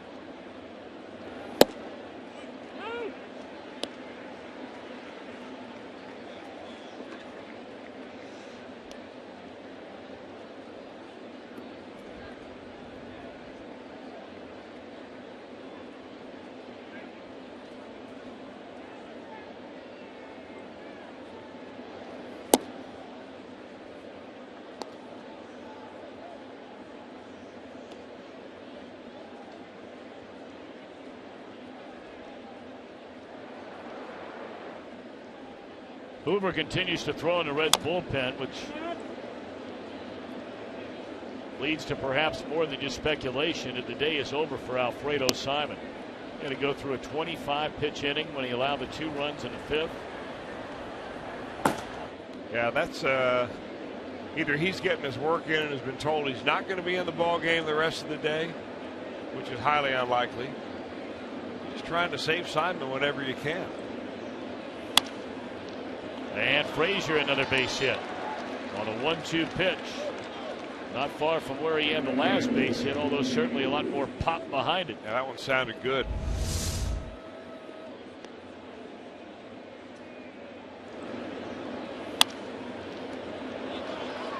So you can call it pressure, you can call it whatever you want to call it. They pay you a lot of money when you have success at the big league level.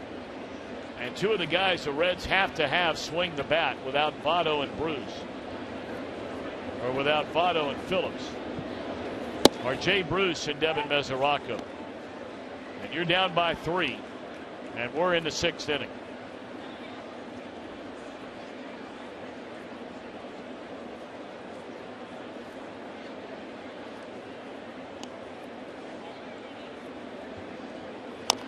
You know, there are a lot of people that don't like hearing that kind of talk. You know, it's too much pressure. It's, you know, whatever you want to call it. Managers aren't going to say it. But you can bet the ranch managers think it. And general managers think it. And owners think it. You're right about that. When you have guys that have been to the All-Star game and you're signing guys to long-term contracts, their job is to deliver the goods. No different than the guy you're paying who's your #1 sales guy out there. You're paying him the big bucks and he's getting the commission because he's closing the deal.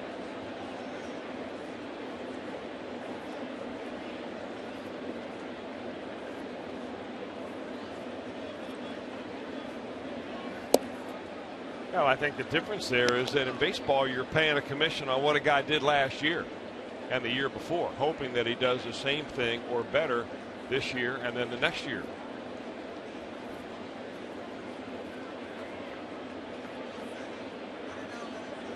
One and 2 to count on Jay Bruce, and he's gone swinging.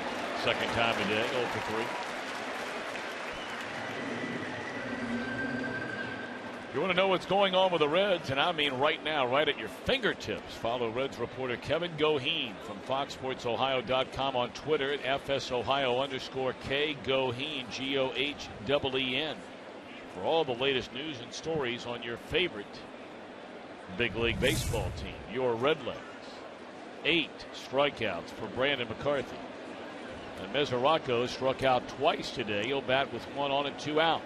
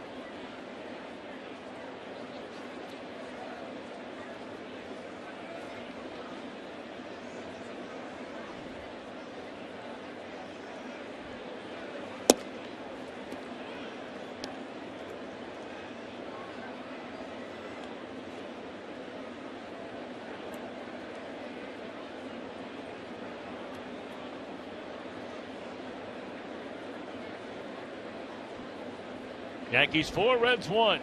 Frazier at first base with 2 away here in the 6th. Off the outside corner, 2-1 on Devin Mesoraco. Ryan Pena hoping for a chance to come to the plate here in the Reds' 6th inning. He had a pair of home runs in that 1-run defeat here last night.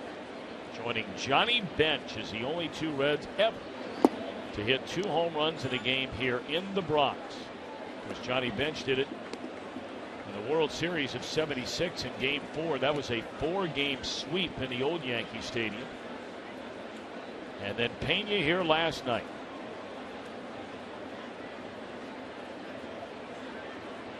Three and one on Mesoraco. Beat him with a fastball. Off to the first base side. 3-2.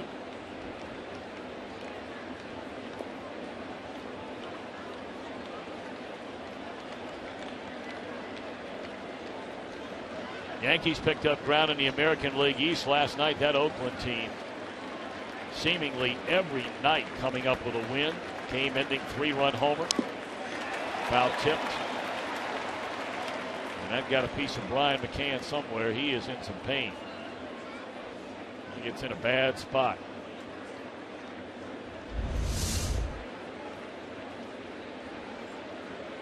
Yep.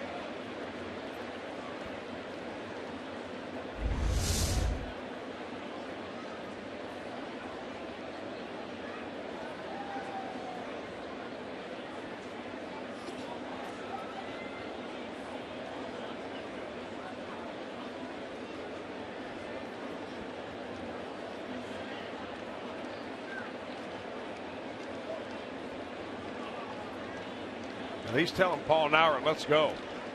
I'm not so sure his heart's in it. Before I get sick.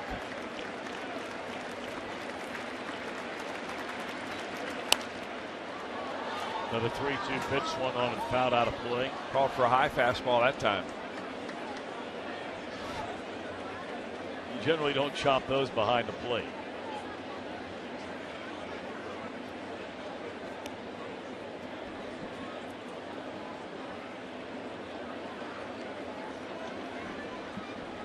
Three and two on Devin Mesoraco. And a soft liner out of the reach of Jeter into left field. On to third base goes Frazier. So now the Reds have Pena coming up representing the tying run. Trailing by 3 here in the 6th. Sounded like he broke his bat on this, but nonetheless a 2-out hit, which is something to crow about. The Reds have not had a whole bunch of those here since they've come to New York.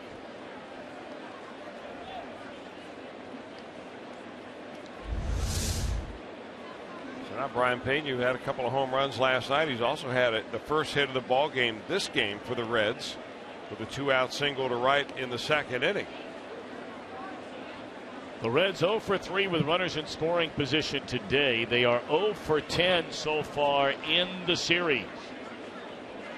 Pena trying to change that. And looks at a fastball, strike one. Good pitch there, right on the corner.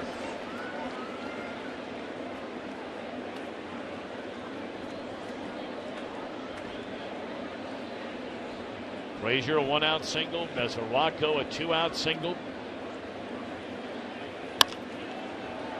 And a little pop fly over by the stands, third base side. And unable to get there in time is Gardner.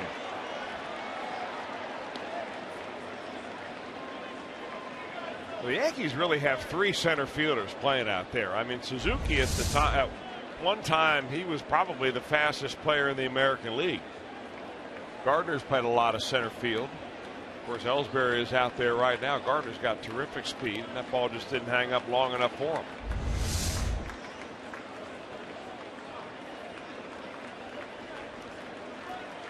Nothing and 2 on Pena.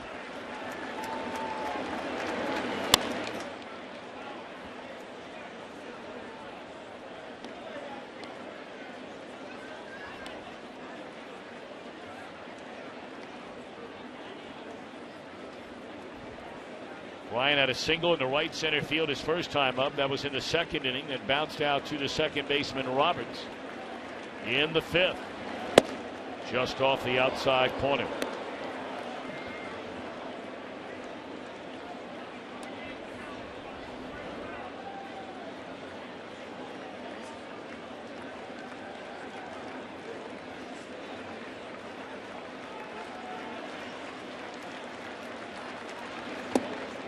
Try that outside corner again and just off of it.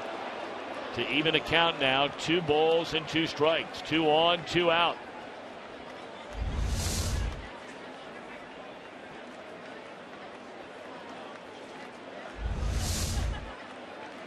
'30th pitch in the inning coming up for McCarthy.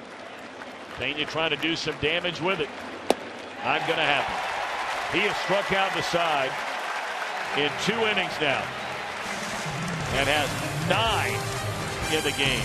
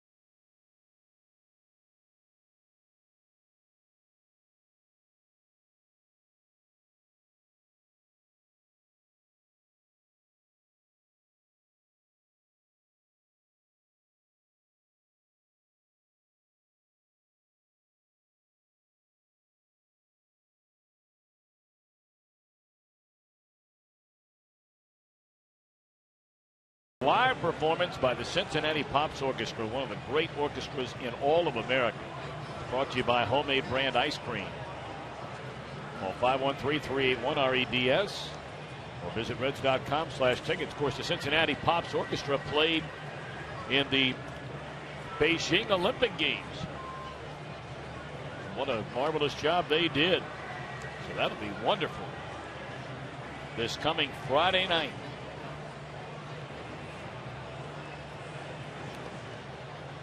Alfredo Simon's day is through. He goes 5 innings, gives up 4 runs, only 2 of them earned runs. And right now on the short end of a 4-1 ball game. J.J. Hoover will take over for him. 34 games now for J.J. Hoover has 7 losses in his 33 appearances this year. In his last outing, he suffered the loss just before the All-Star break. It's when he gave up that home run in the 11th inning to Andrew McCutchen after McCutchen had tied the game with a home run off Jonathan Broxton in the 9th inning. Yeah, he pitches in that what you would call the swing part of the game. You know, the late middle relief right before the setup guys get in there, and if you can hold the other team to no runs and your team is the type of team that comes back from behind, you can nail a bunch of wins in a hurry out of that spot. But JJ's been on the other side of that.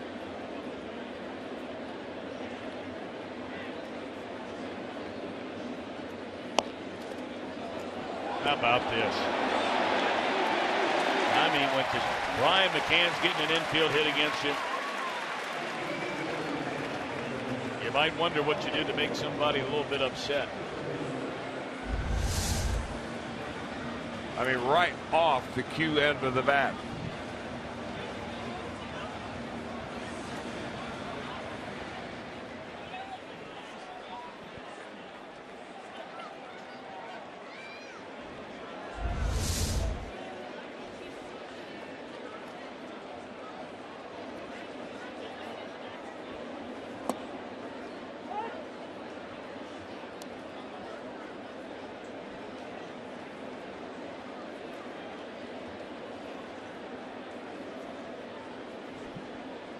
Now Beltron, he had the home run to right field back in the second inning. He grounded out to Negron his last time up. A ball and a strike on Carlos Beltron.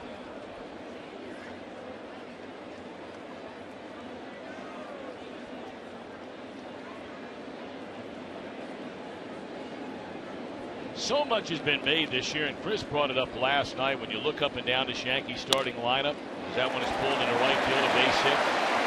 So singles against Tuber, a dribbler, and now a bullet into right. 2 on, nobody out.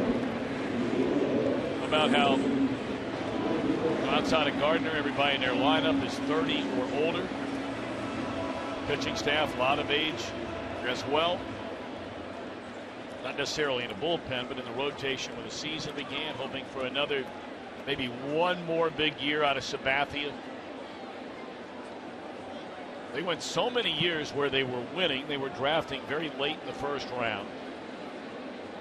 But even then, their drafts have not been good for almost a decade. It's only been the last couple of years they feel like they've had good drafts that could produce players, and it's just so interesting, the dynamic and the pressure here in New York, and really how teams succumb to the market and the pressure of being in such a huge media market. What I mean by that is, you could pick any number of positions on this Yankee team, and you could ask yourself, why are we going out and spending that kind of money on that player? Now, when they brought Teixeira in here, he's in the prime of his career. McCann's not in the prime of his career, at least not the last couple of years with Atlanta. Been a good player for a long time.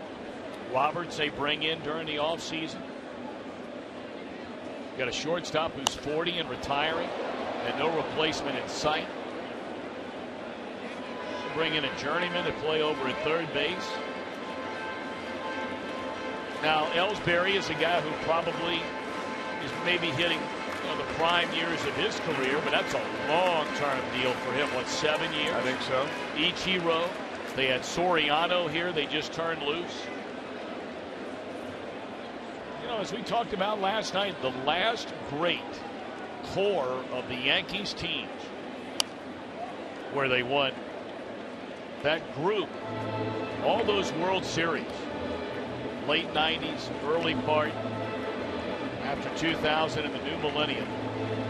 We brought up last night 4 guys, and I was in error there. It really was 5 guys, because the one guy you forget about is the guy who retired first among that quintet. They had Jeter, they had Posada, they had Mariano Rivera, they had Andy Pettitte.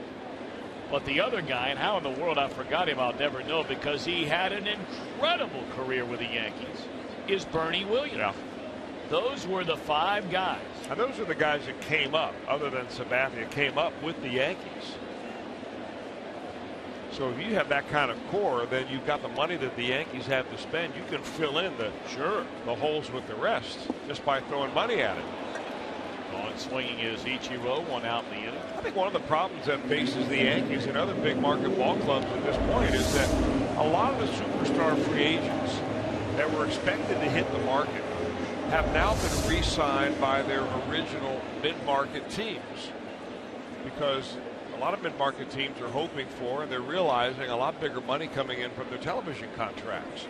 But they never had the money before to sign guys to, say, 10-year deals or 7-year deals. They do now. So you pick a player like Andrew McCutchen, you sign him a long-term deal. He would be a guy normally you would say, well, we can't afford him in Pittsburgh, and you either trade him prior to his free agent year, or you let him walk in his free agent year, and the Yankees or the Red Sox or the Dodgers or the Angels, they sign him. But those types of players, those franchise-type players, are being retained more and more.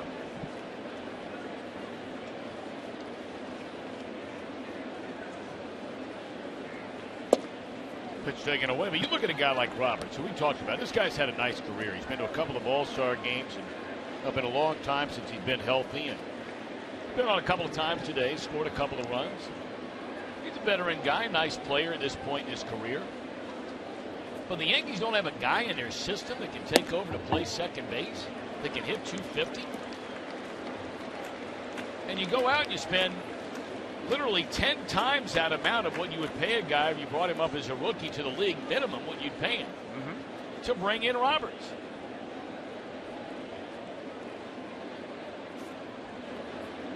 Because it's all about winning in this kind of market and winning right now. And to the credit of the Mets, who fell into that trap forever. And believe me, that's been ugly over there. But they finally decided a couple of years ago, we're just not doing this anymore. And we'll see how it plays out. Yeah, but it may not work. In the meantime, though, the Mets have had a couple of miserable seasons. Can the Yankees even afford that with their fan base?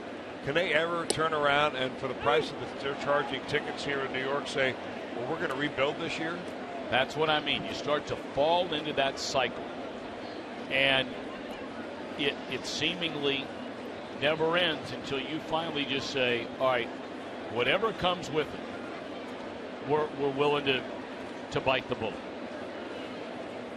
But that has not been the Yankee way.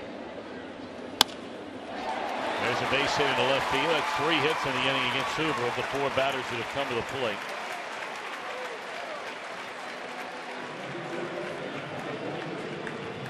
Now, it's not like the wheels have fallen off around here, Chris. I mean, they've had winning years in 21 straight years. But look, there's a difference between winning and a difference between winning. You back to 93 when that train started rolling with those 5 guys we talked about a moment ago. And they were ripping off World Series after Joe Torre came here in 96, 98, 99, 2000. They lost in 01 in the World Series.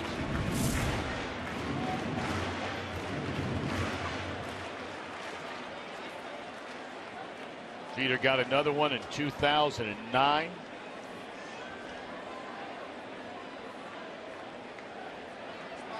Well, the Reds are down 3. And now it's Kelly Johnson with the bases loaded. Strike 1.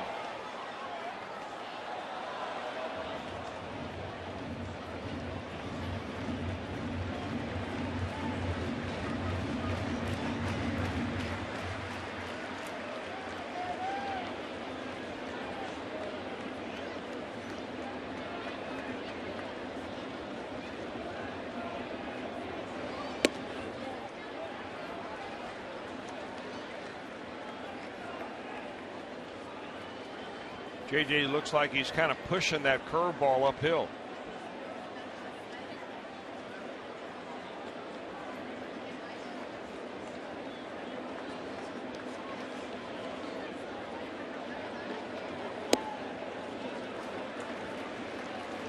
When you miss badly back-to-back breaking balls like that, you're Kelly Johnson standing in the batter's box. You're thinking, man, I'm getting a fastball right here.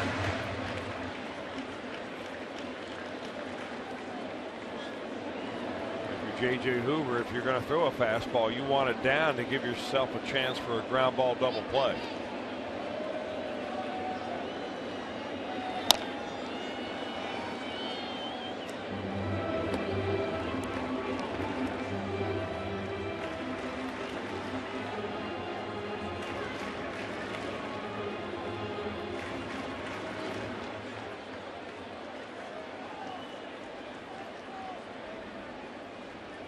They are loaded for Johnson. 1 out, count of 2 balls and 2 strikes. And Hoover to the plate and fouled off again. Yankees trying to make it real tough on the Reds to come back should they plate any more runs in this inning.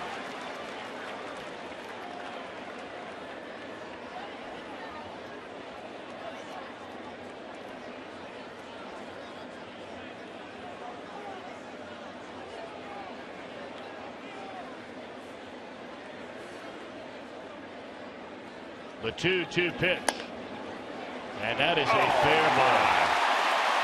That'll score 2 more.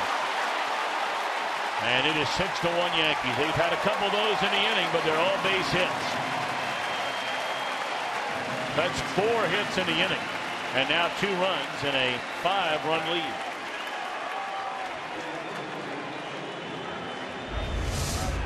They've hit a couple of balls that haven't been really hit hard enough to get out of the infield. That ball started off foul and came back, hit something in foul territory, and went right over the first base bag. pushes a couple across, and Ryan Price is hoping to stop the bleeding at this point.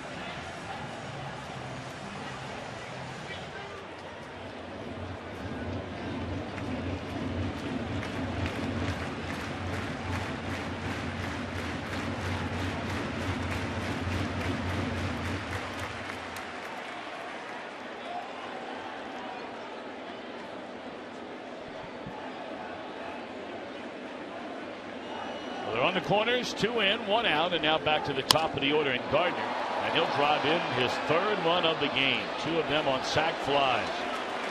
That will score Roberts. 7-1 Yankees.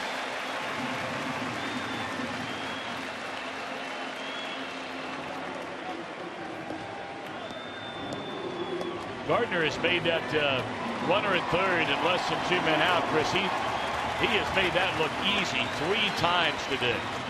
Once a single and the other 2 fly balls. He does it in a hurry.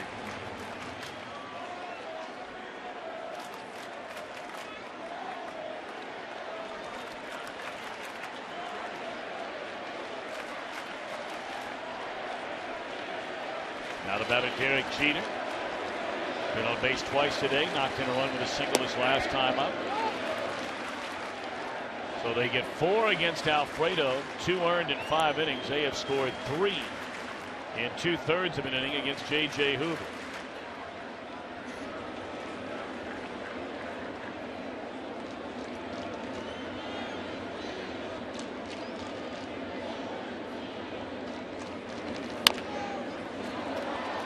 Frazier charging, going to be a tight play, and he got a good play by Todd to end the inning. But 3 runs for the Yanks, and they lead at the end of 6, 7-1.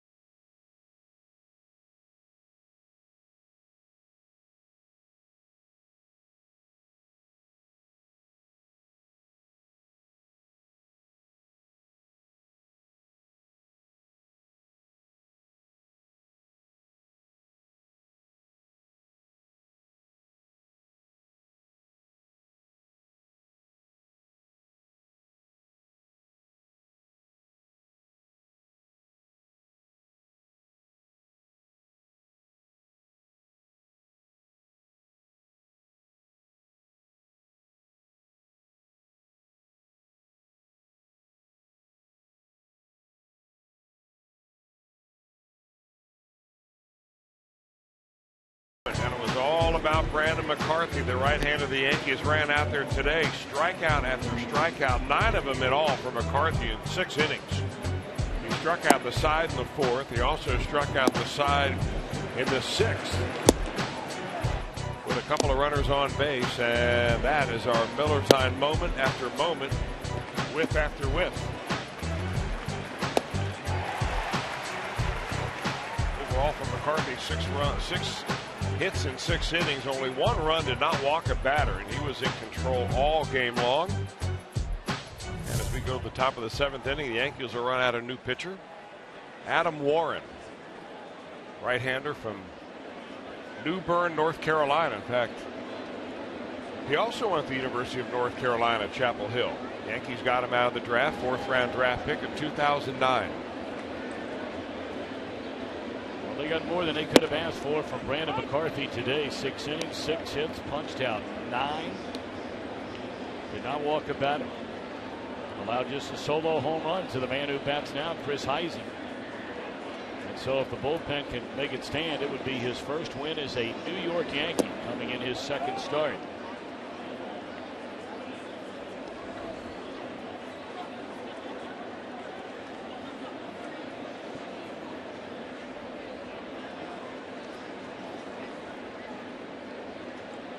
So Warren turns it loose, and a breaking ball swung on and missed.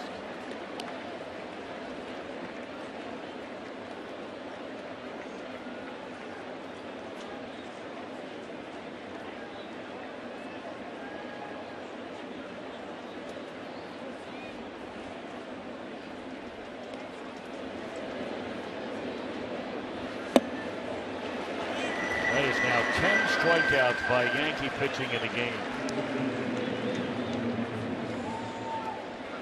Well, a big day along the Fox networks. Right after Reds Live, our postgame show today, you click over to Fox Sports 1. Check out Yasiel Puig and the Dodgers taking on the St. Louis Cardinals. And then later, it'll be the Indians against the Tigers. They must play playing a doubleheader there today, because the Indians are leading the Tigers 3-1. That game in the 7th inning. So that'll be the nightcap for you on Fox Sports 1. Also streaming live on Fox Sports Go.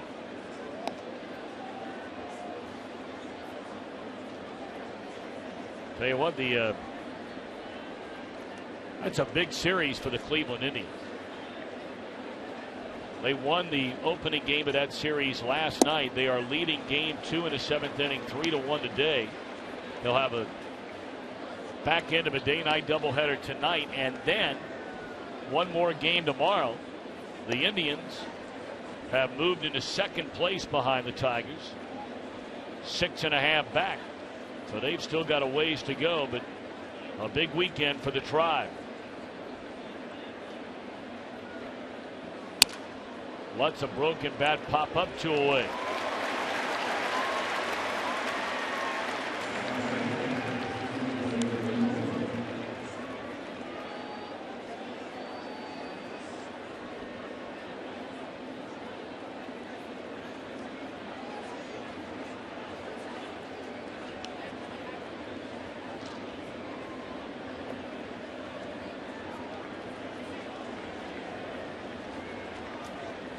Warren will turn his attention now to the number 9 hitter in the lineup, Christopher Negron.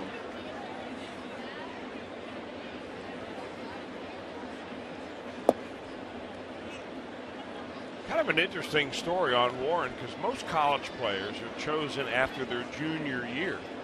And that's when they sign. That's when you've got to come up with some money for them. First year they're eligible if they're in a 4-year school. But when he was drafted after his junior year at North Carolina, he didn't sign. He came back as a senior, had a much better year, got drafted higher, and he's had a 1-2-3 inning in the 7th.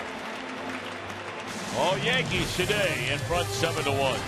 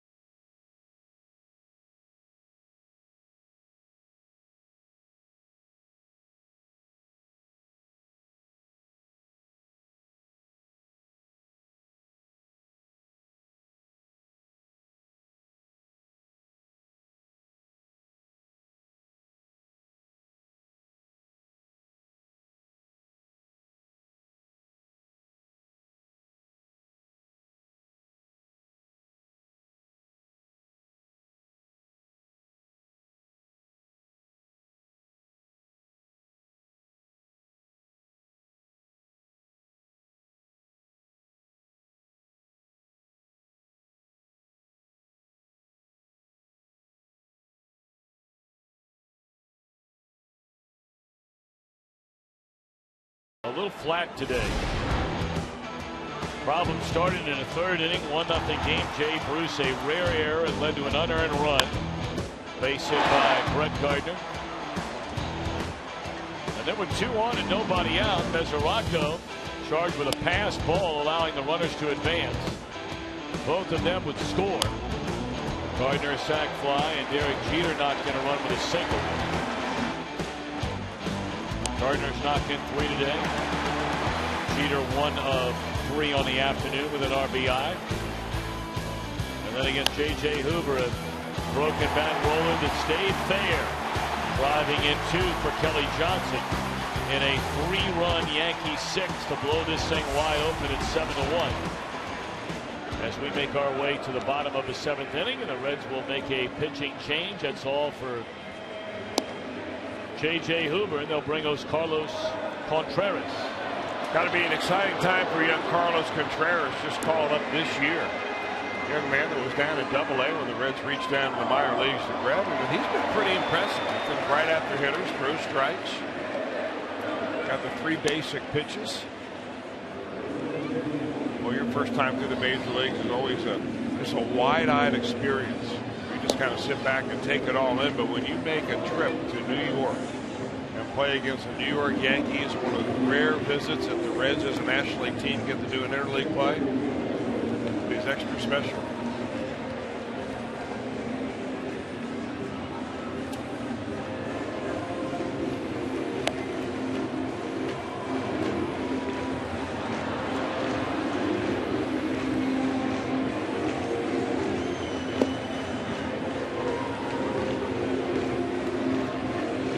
The Reds were rolling going into the All-Star break, and I mean rolling. They had those 3 games in San Diego where, after beating the Cubs 2 out of 3 to begin that road trip, they swept the Giants, and then they really went in and stubbed their toe against the Padres, losing 3 in a row. But they got the momentum right back when they won the first 4 games out of the 5 they played in the series over the Cubs. Of course, that was on the heels of beating Milwaukee 2 out of 3. And then they beat the Pirates 2 out of 3 following the Cubs series, going 8-3 on that 11-game homestand to go from 7 games back to 1.5 back at the All-Star break. But here to begin this second half, these first 2 games, they have had a hard time doing anything offensively. They had 3 runs in a game here last night. 2 of them came on home runs by Pena. The other scored on 2 Yankee errors. And their only run in this one, a solo home run by Heisy. And they have not yet collected a base hit with a runner in scoring position in this series. That was a big reason why they have been playing so well.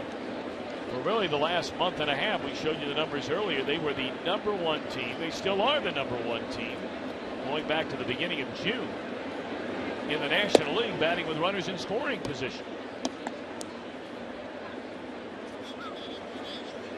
I tell you, Chris, you and I, some people place far more importance and emphasis on stats, and it really doesn't matter, where you are on that whole spectrum. It's 2 and 2, whether you're a big numbers guy or not as much a numbers guy. But the more and more you watch baseball, and you've played a long time, you've been announcing a long time. I've been fortunate enough to announce 27 years now. I'm not so sure at the end of the day. And people can call it luck. They can call whatever they want to call it.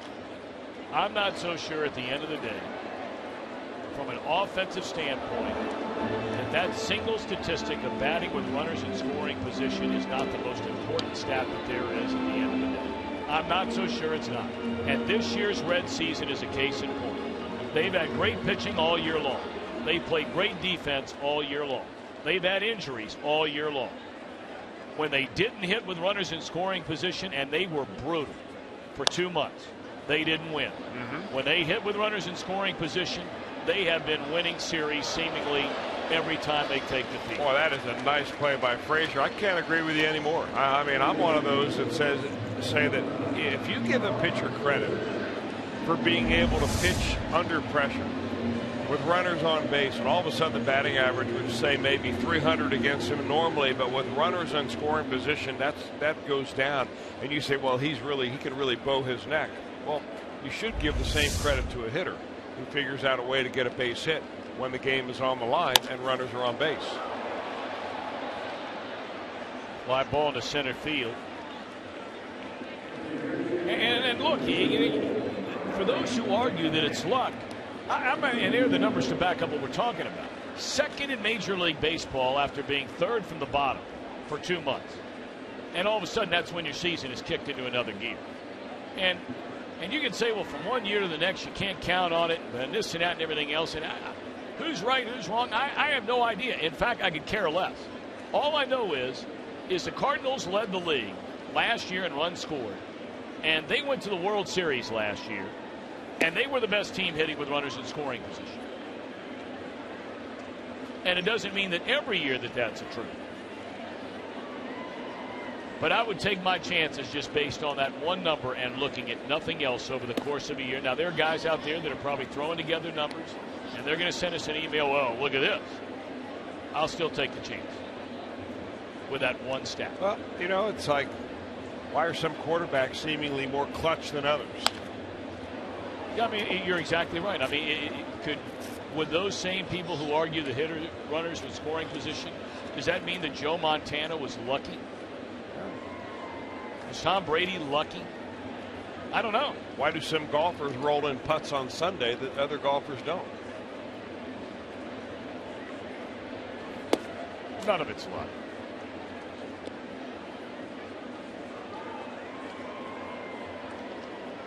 I can't say nothing. That's not accurate. There's a little bit of luck. That ball that Johnson hit a minute ago, and that ball that McCann hit a minute ago, you got to have a little luck. So it's good luck to somebody and bad luck for the other guy. And a nice inning there by Contreras. He mows it down 1-2-3 on our way to the 8th. Yankees lead 7-1.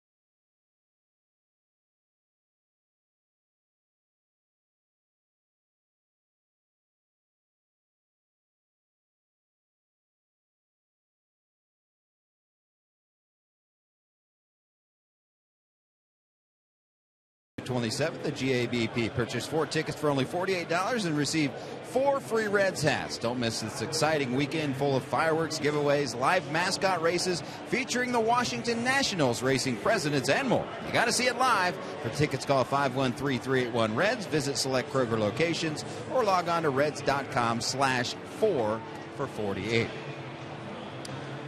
Reds still awaiting the return of Skip Schumacher.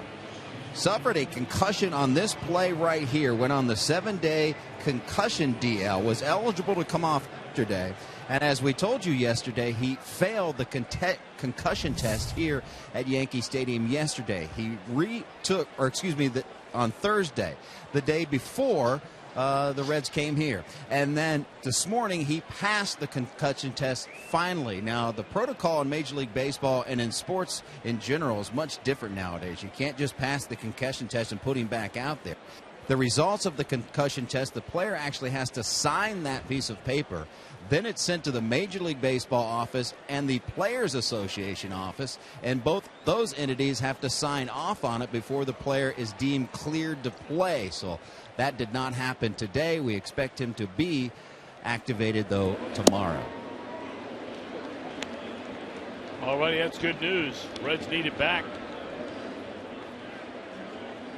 Final game of this series coming your way tomorrow right here on Fox Sports Ohio. Reds Live will once more get underway at 12:30 in the afternoon.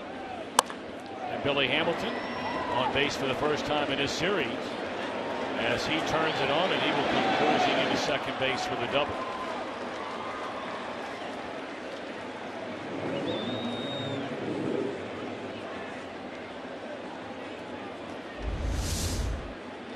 We haven't seen Billy Hamilton run the bases. I'm sure the people in New York are wondering, is this guy really as fast as they say? By the time that Ichiro Suzuki gets this ball out in right field, Hamilton's about 3/4 of the way to second. He's got a chance out there now to introduce himself to and talk a little bit to Derek Jeter.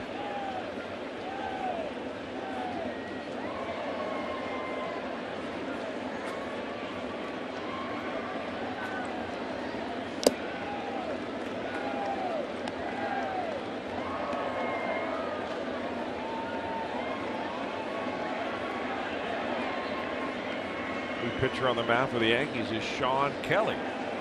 Young man from Reds country, raised in Louisville, went to Ballard High School. Popped up in the right. That'll be the first out of the inning. Runner staying put. Well, they had a lot of basketball players for a long time come out of Louisville Ballard High School. A lot of them stayed right at home to play for then head coach Denny Crum, as I remember. Well, Kelly ended up going down to Austin Peay, or Austin Peay. Some people call him Peay. Yeah, I remember calling it Peay growing up. Well, Bo McLaughlin went down there. Yep. It's down in Tennessee, right, Austin Peay? He was one of the best pitchers they had ever had through that program. In fact, he thought through his first 4 years of college that after he got out of Austin Peay, his college days and his playing days would be over. And then his team went into a tournament game against Vanderbilt. And he was hooked up with a left-handed pitcher named David Price. And after he and David Price went extra innings, they each pitched 10 innings. Price struck out 17 that ball game. Vanderbilt was regarded as having the best offense in the country. And Sean Kelly went 10 innings and really went head-to-head with Price. Finally came out after the 10th inning. Vanderbilt won it in the 11th. But he mustered enough attention from scouts that ended up becoming drafted by the Seattle Mariners.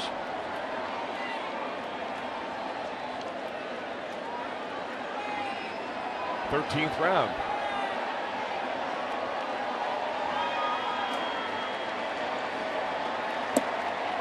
Goes to show you that even if you're not a highly touted prospect and you're playing amateur baseball, all you have to do is play in a game that has a prospect in it. That's right. And there are scouts there. And the smart scouts are not only watching that one guy, they're watching everybody. While they're there, you might as well keep a good eye. And he's got a nice slider, and he gets Todd Frazier to chase it in this at bat for a strikeout.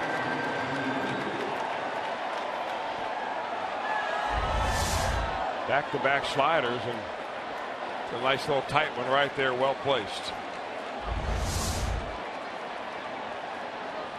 If I'm not mistaken, the story was that's how they found Andre Dawson. Scouts had gone to see a baseball game when he was in Central Florida, or maybe it was Florida A&M. I guess what it was. They'd gone to see a player for the other team. Scout got there early, saw Andre Dawson running around in the outfield, throwing during infield from the outfield. That'll get your attention. In a hurry.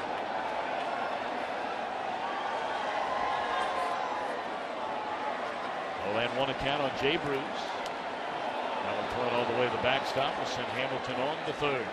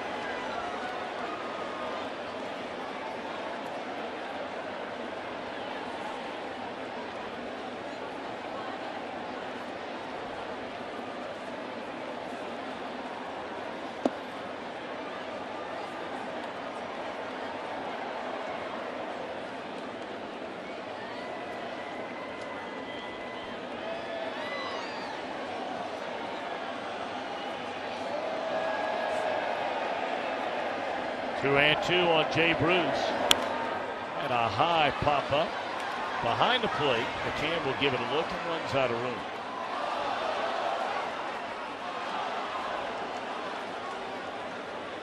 Johnny Cueto will get the ball in the series finale tomorrow. He'll be opposed by a right-hander the Reds have seen before, Hiroki Kuroda. Kuroda at 6-6, an ERA barely over 4, and Johnny 10-6, ERA barely over 2. And of course, the Reds leave here and they will roll into Milwaukee. Games on Monday night, Tuesday night, Wednesday afternoon before they'll play at home next weekend. The Nationals and the Diamondbacks coming to town. And Bruce has struck out for the third straight time in the game.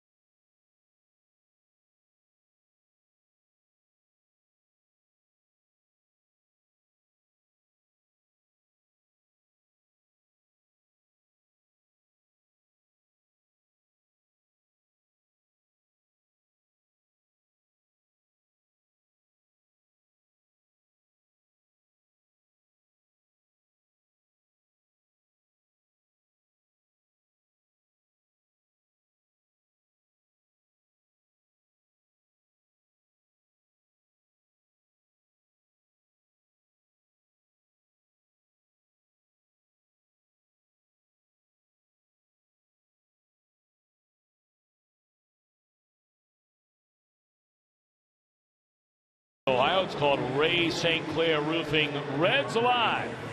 And coming your way tomorrow once more at 12:35. And then we always wrap it up after every game here on Fox Sports Ohio. We'll break it down. You'll hear from Brian Price, the players, Chris Welsh as well. Reds Live brought to you by Performance Kings Honda.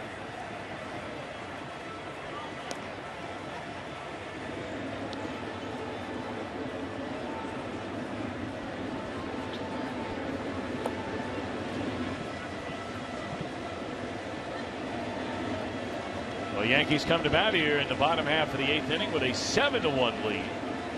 And the big man, Jumbo. Oh, you mean big man, you're right about that. 278 pounds as listed in the Reds media notes. Want to make sure they get his correct weight. He's lost a lot of weight over the last couple of years in order to get down to playing weight and get up to the major leagues. He's been good, Jumbo has. In fact, with the kind of way that he has pitched so far this year for Brian Price, he's kind of earned himself that spot right before the setup role with Jonathan Broxton. So when the Reds are winning, you see Jumbo in the 7th, Broxton in the 8th, and Aroldis Chapman in the 9th.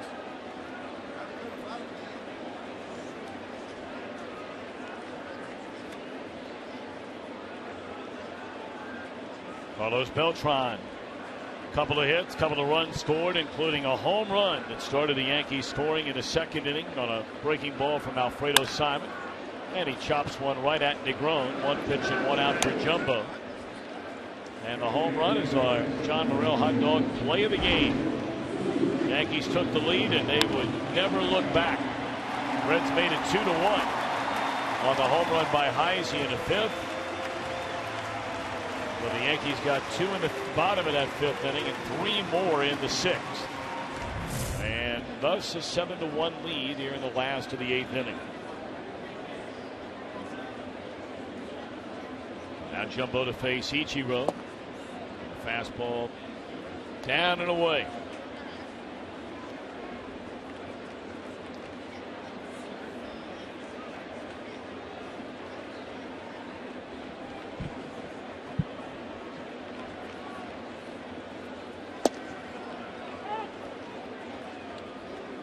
One ball and one strike.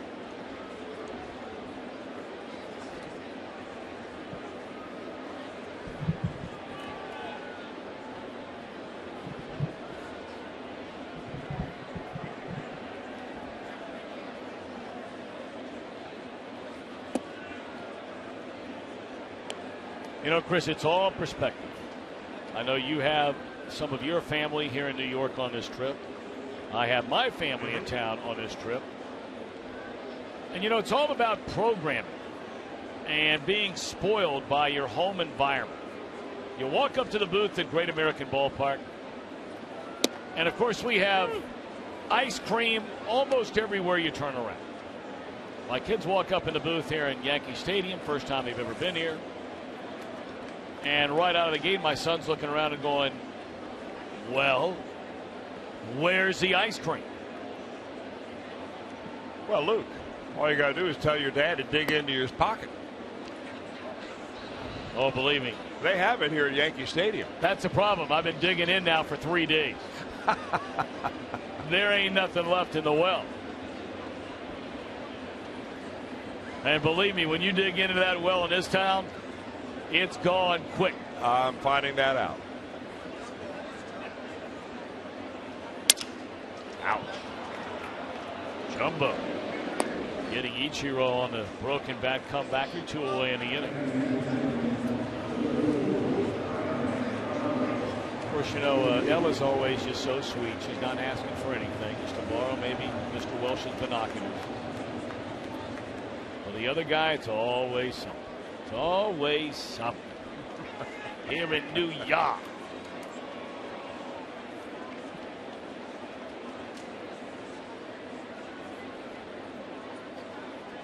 Two away, and now Brian Roberts a batter. Swung on and fouled out of play. Now, you took the kids to a play the other night before the Reds got into town. You know, our good friend Rick Steiner, of course, is part of a group. They all graduated from Walnut Hills High School together. And they put together, for the better part of 25, 30 years, some of the biggest Broadway hits. And they have a show right now, Matilda, that we bought tickets for. And I always say that because Rick Steiner was furious with me that we had bought him. He said, look, that's one of our shows. We could have helped you out there, but it's no big deal. I got to tell you, that's as good as it gets. And you don't have to be a little kid to enjoy it. You don't even have to be a parent to enjoy it. It is just one incredible show. I know Rick Stowe has some of his family here. They're going to see a show tonight, Rock of Ages. I've seen it. Have you? Is it good? Oh, yeah, I've seen it twice. That's about all the bands in the 80s, right? Correct, yeah. Or is it 70s? 80s. 80s, okay. So that ought to be a great show. He's excited. A good show.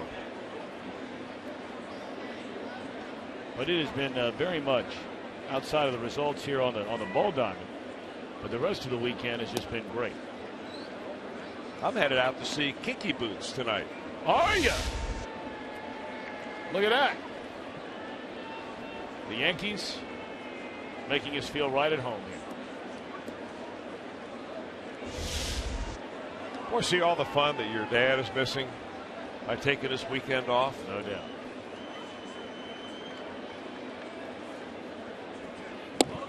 Gone swinging to end the inning is Roberts, and Jumbo a 1-2-3-8. Reds will bat tonight, trailing 7-1.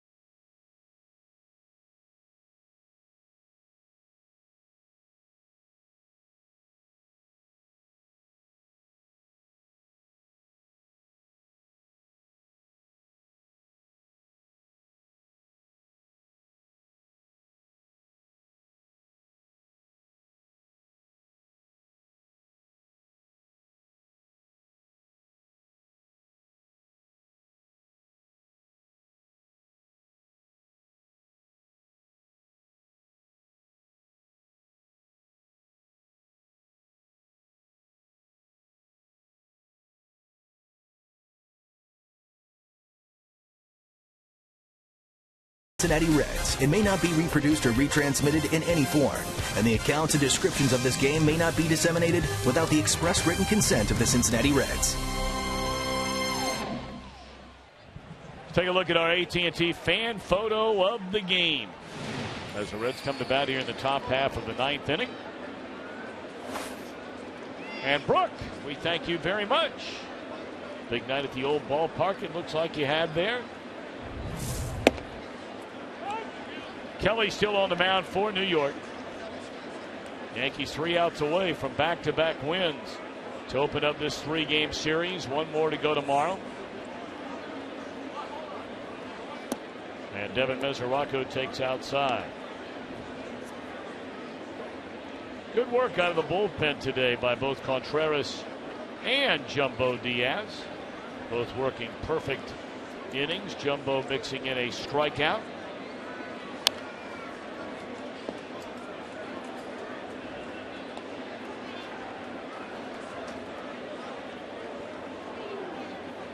Well, how exciting, Chris. You brought it up when Contreras entered the game. But for those two guys, Contreras and Diaz, Diaz has been waiting a lot longer to get this chance to pitch in the big leagues. And here he comes into Yankee Stadium, and blowout or no blowout, a 1-2-3 inning is a 1-2-3 inning. I'll tell you what, Yankees pitching is just chewing up this Reds lineup in the first 2 games of this series. That is 13 strikeouts in the game without a single walk, after punching out 10 and only 1 free pass in the game last night. And Joe Girardi's using this ball game like he would use a spring training game. Bringing a guy in, just get some work in. We had all that time off during the All-Star break.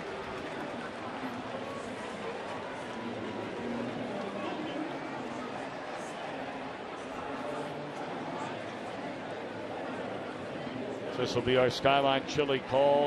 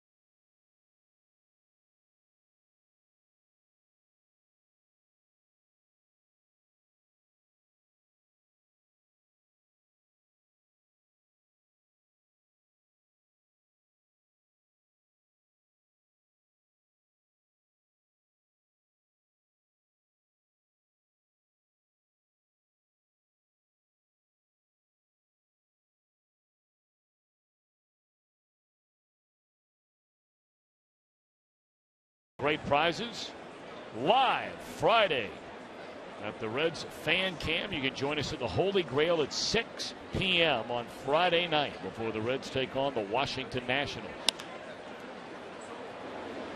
Left-hander Matt Thornton taking over on the mound for the Yankees. Ichiro sliding very hard into that wall down the right field line.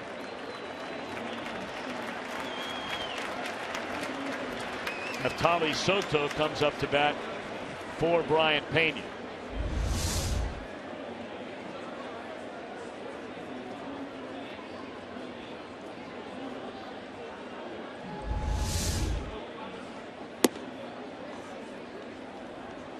Thornton's been around a while. Originally came up with the Seattle Mariners for a couple of years, and then spent a long time with the White Sox.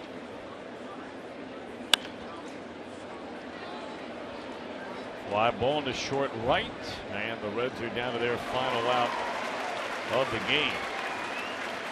He was a guy, if I'm not mistaken, Chris, when they drafted him, the Seattle Mariners, in the first round of '98. That's a guy they were talking about becoming the next Randy Johnson.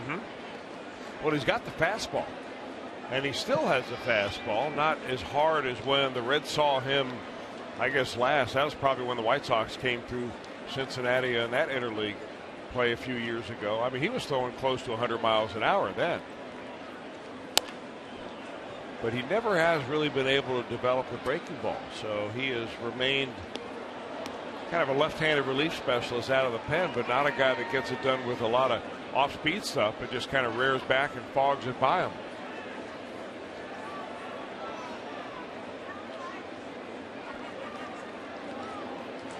Heisy accounted for the only Reds run of this game. Broken bat, short left field, and Gardner in to get it. That's the old ball game. Reds lose